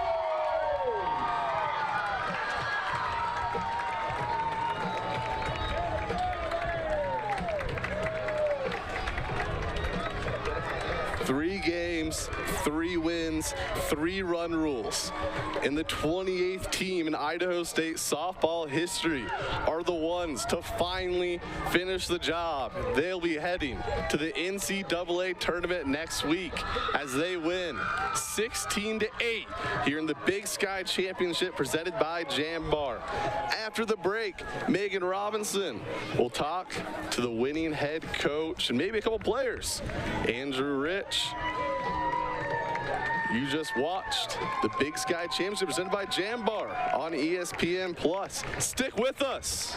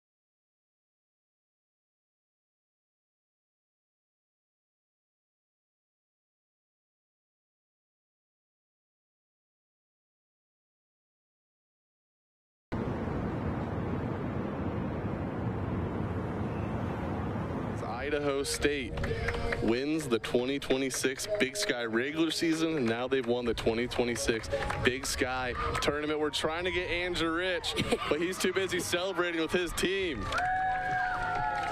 Taylor, how are you feeling? You're a former Bengal. They've finally done it. The first time, the first team in school history to go to the NCAA tournament. I don't even have the words to describe how proud I am of this team. They just work so hard. Sorry. You're good. You're good. As they're taking photos on the field, we'll hopefully get Andrew Rich soon. Megan Robinson trying to get her. Or trying to get him, I should say. Sac State, unbelievable season. Scored 8 runs as they're putting the sticker on. Idaho State has punched their ticket.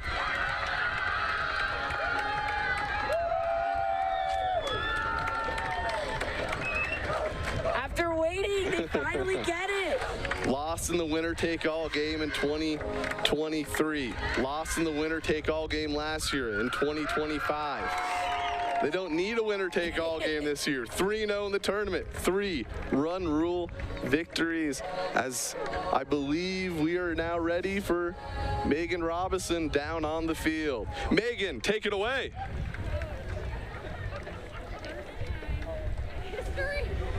Big Sky champs. How does that sound? Having difficulties with Megan. I have my side in my area turned on. I don't know if her mic is on. Utter jubilation for the Bengals right now. What a moment for this town, for this team. For Idaho State.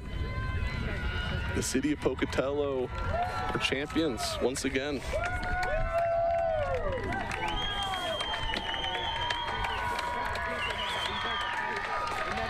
The flag being waved by Jenna Kearns. Hear the sights and sounds. Uh-oh, they're about to hit him with the Gatorade. Oh, let's go. They haven't got him yet. See if they can get him today. Today's the day. Today might be the day. They got him! Unfortunately, Kyle was standing right in front of it. But we got it. That's got to feel good on this win day.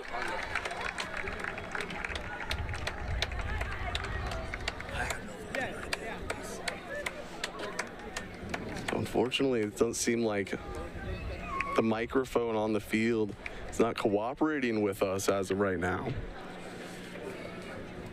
I can start ad-libbing. Yeah, what he's saying. Probably thanking everyone for coming out. It's been a long time coming for this program. All of Pocatello, great crowd today in Pocatello, Idaho. I have no idea what's playing. As Idaho State, now they're getting their championship shirts. They're about to get their trophy.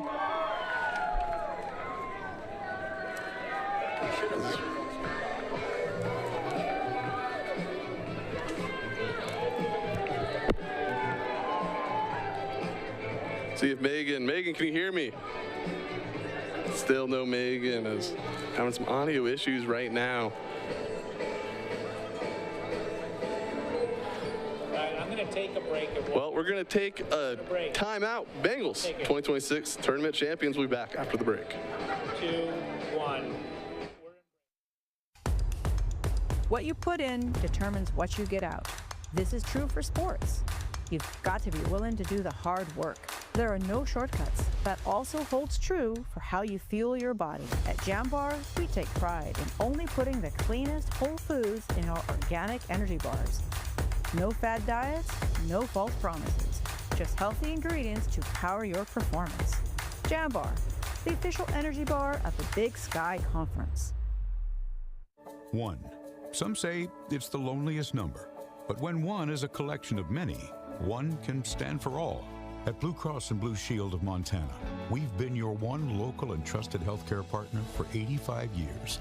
And through every journey, our one true focus has remained the same: to elevate the highest levels of preventive care and overall wellness, one member at a time, always keeping you and the ones you love at the center of everything we do. Pocatello. Is it a noun or a verb? Either way, let's Pocatello. can do all this.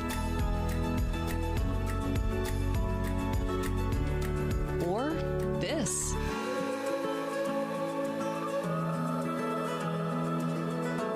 Go to visitpocatello.com to get every minute out of your visit. We're back. Welcome back. It's post-game here in the 2026 Big Sky Softball Championships presented by Jambar. Idaho State, the 2026 Big Sky Tournament champions, defeating Sacramento State 16-8. Trophy ceremony just about to start. As working through some microphone issues here in Pocatello. Where'd Mitch go? No idea where Mitch just went, sorry. Go ahead and plug that into camera, into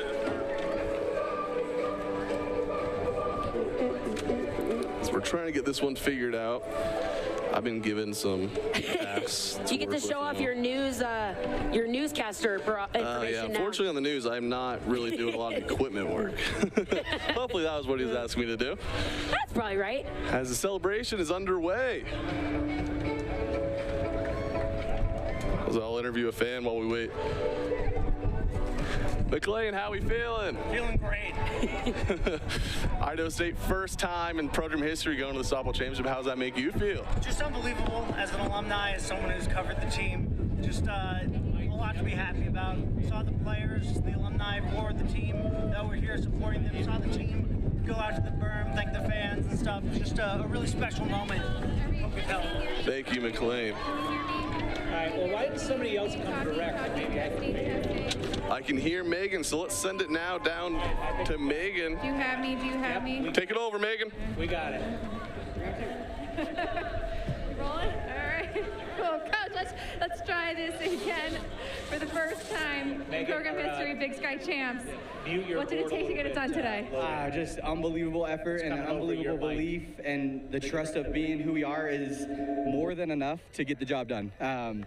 I mean, when you walked up to the park this morning, you felt a different vibe than the last two times we were in a championship game. It was a lot of nervous energy and a lot of, but today it was loose, it was free, it was us. And that was the most exciting part for me, to show up and see, hey, we are here today and we're going to get the job done. And that was just an unbelievable performance. Offensively, our pitchers grinded. The wind is blowing out straight to left field, 900 miles an hour, it feels like. And for them to grind through that and to just find a way to get the job done. And that was just a ton of fun. I'm so happy for them. You've been here before, not the outcome you wanted. How did those past times fuel you for today? Yeah, they, I mean, you when you get so close, you want it even more, and that tends to change the way you approach it. But they knew what the goal was from the day we lost to Weber State last year in Greeley. They knew what the goal was this year, and they all stuck together. They all came back. We added Sid. She knew what the goal was. We came back, and they worked every single day. It wasn't an easy season. I mean, we were 10-10 a month in, and we had to grind through the conference. We lost the game in every conference series, but found a way to win the regular season, and it just wasn't easy for this group. But then they got here, and they knew what the goal was this week, and to do it in front of these fans and this place is just unbelievable. How will that adversity prepare you for what you're going to face in the NCAA tournament? Yeah, it's great. I mean, and we've been there. We've gone to Oregon. We've gone to Texas A&M. This team has seen a lot of different stuff, and they're ready to go. Now it's just free it up and just go play, because now they've gone over the mountain. The mountain was enormous, it felt like, at times over the last 4 or 5 years, just because this program has been so close, not just in my time but in years before, with a great group of alumni that still support us.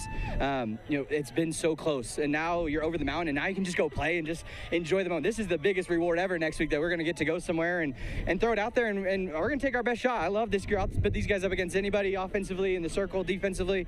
We got a great team over here, and so I'm excited to get to work and to find out where we're going on Sunday and see what we can do. Let's go make some noise and represent the Big Sky really well. Congrats, Coach. Excited to see where you're going on Selection Sunday. Awesome. Thank you very much. Go Bengals. Thank you, Megan. Well, Taylor, 6 regular season titles, and the Bengals finally break through for their first time in the Big Sky tournament, punching their ticket to the NCAA regionals. Team 28 is the one to finally achieve the dream that every Bengals softball players have, from Kelly Ray to Vicky Glasgow to Casey Burnett, Chris Shoemaker to you, Gracie Smith, Angelica Cano, even to Kate Hogan. The team led by Ava Brown, Alyssa E, and Sydney Groves was finally only the ones to reach the top of the mountain. For the Big Sky, there will be changes for next season. Sac State is leaving. They'll be joining the Big West next season. The Big Sky will be welcoming Southern Utah and Utah Tech to the conference for the 26-27 school year.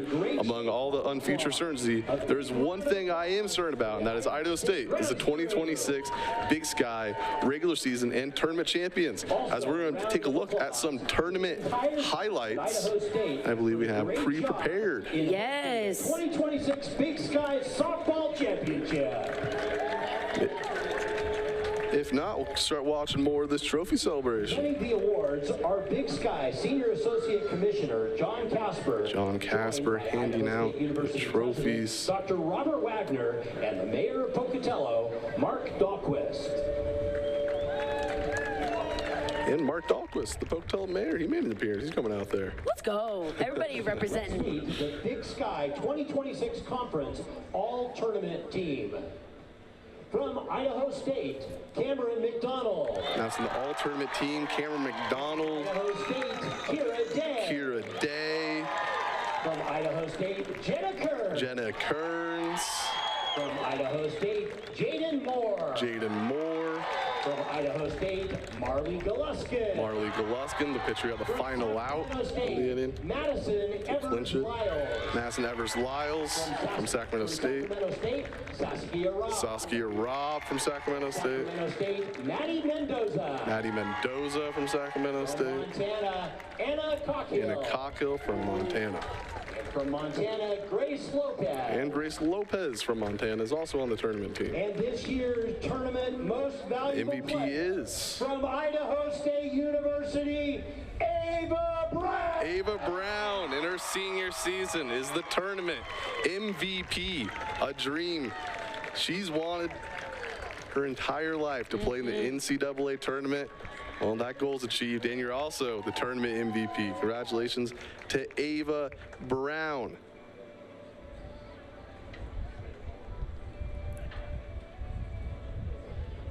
Ladies and gentlemen, team getting a photo a big round of applause out there for the 2026 champion, the tournament team, head coach Lori Perez, and the Sacramento State Hornets.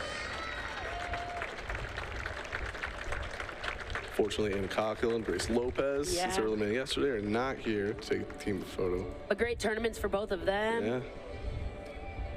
I'm sure they're tuning in, watching, listening. Now time for the trophy ceremony. Idaho State about to get their medals.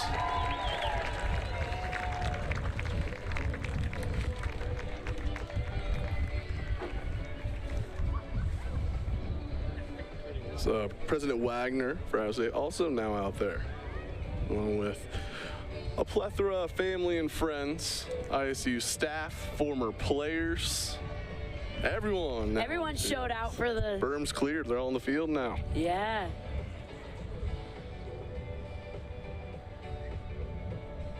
And now let's meet the individuals from this year's Big Sky Championship team. Now they're going to individually announce each name for the Idaho State softball team.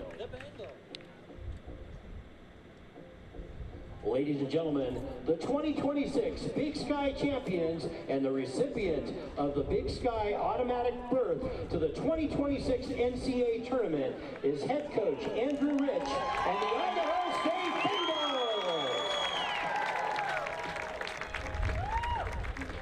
Number 00, Kira Day.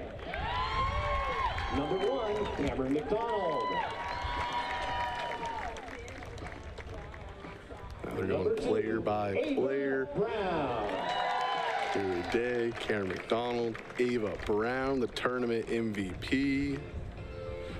Number 3, Elizabeth Tomasini.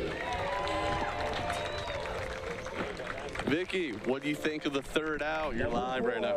That was so fun. Oh my God, that last out was amazing. Yeah. I died. Shed some tears yet? Oh, hell yeah, I did.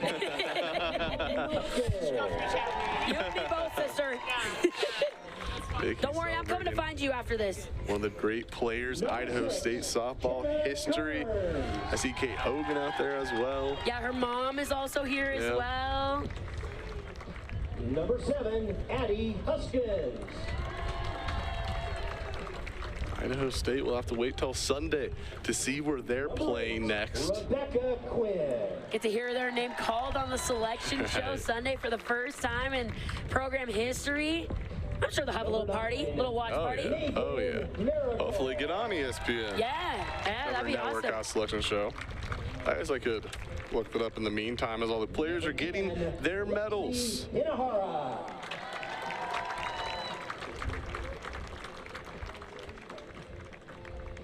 Number 11, Sydney Groves. Will be on ESPN 2 at 5 p.m. Mountain Time, 7 p.m. Eastern. Number 12, so make sure to tune into that one.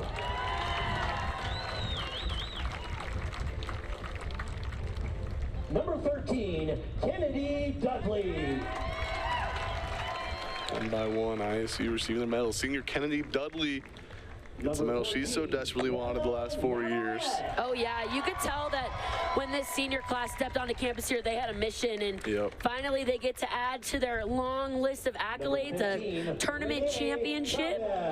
In a game they were down 2-0, they end up winning 16-8 mercy rule. They mercy ruled Sac State the last game 15-7. So allowed one more run, but scored one more run. They mercied Montana to open the tournament 10-1. Yeah, can we talk about that for a second? Mercying every team you play. They mercied their way through the tournament. Only had to use 2 pitchers. Finishes second. They go 3-2. Yeah, only 2 pitchers, right? Yeah. And then third is Montana. They also went 3-2. Northern Colorado, the 4th place finisher at 1-2. And then tying for 5th. Both going 0-2 are Weber State and Portland State.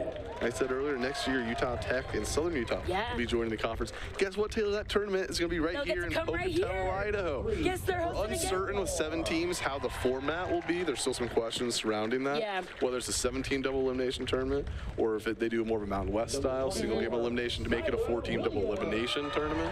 Skylar Williams, injured coming into the tournament, gets her medal. They'll have time to think about it, though, as they got a whole nother year to prepare. Right.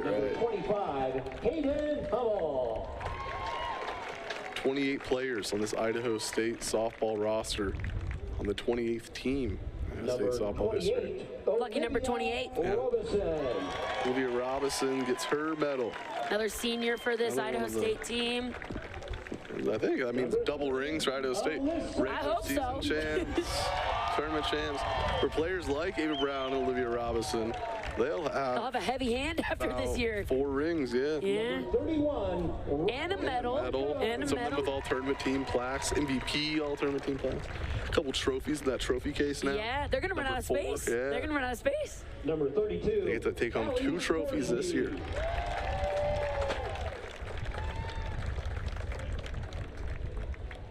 Number 33, Jocelyn Law.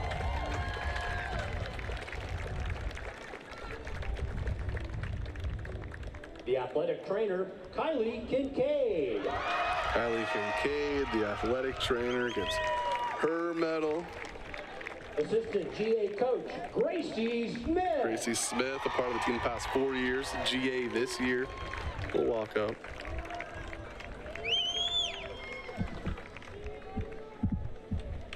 Assistant coach, Carly Johnson. Carly Johnson gets her medal. She was part of the first Boise State team to go to the NCAA tournament. She'll now be part of the first Idaho State team. 3rd trip to the NCAA tournament. Twice along with Kelsey Brodus. Yeah. Played the same years as Carly Johnson at Boise State. And your head coach of the Bengals, Andrew Rich. And Andrew Rich gets to realize a dream. Yeah. 5 years as a head coach. Started at Fresno as a GA. Boise State as an assistant. And now, for the first time, he's going to head to the NCAA tournament with his group of girls. What a moment for this team, this coaching staff, these girls, this community. Right. Finally get to bring the championship. They don't even bring it home, it's just here. Yeah. They got to win it here in front of their home fans.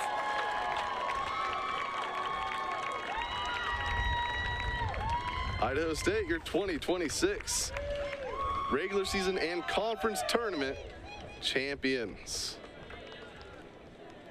Well, we either have, if we don't have the highlight reel, I guess we'll just wrap things up here. Be on the lookout. A big thank you to SID's Ryan Bjork, John Match, Ryan Cheney, Director John Young, and the entire Idaho State production team, bringing all 10 tournament games to your screens at home. The Big Sky Associate Commissioner John Casper, and our reporter for today's game, Megan Robinson. Well, Taylor, it's been a fun ride. It's been a pleasure. Season. It's been a pleasure, Logan. I've enjoyed every second broadcast these games with you.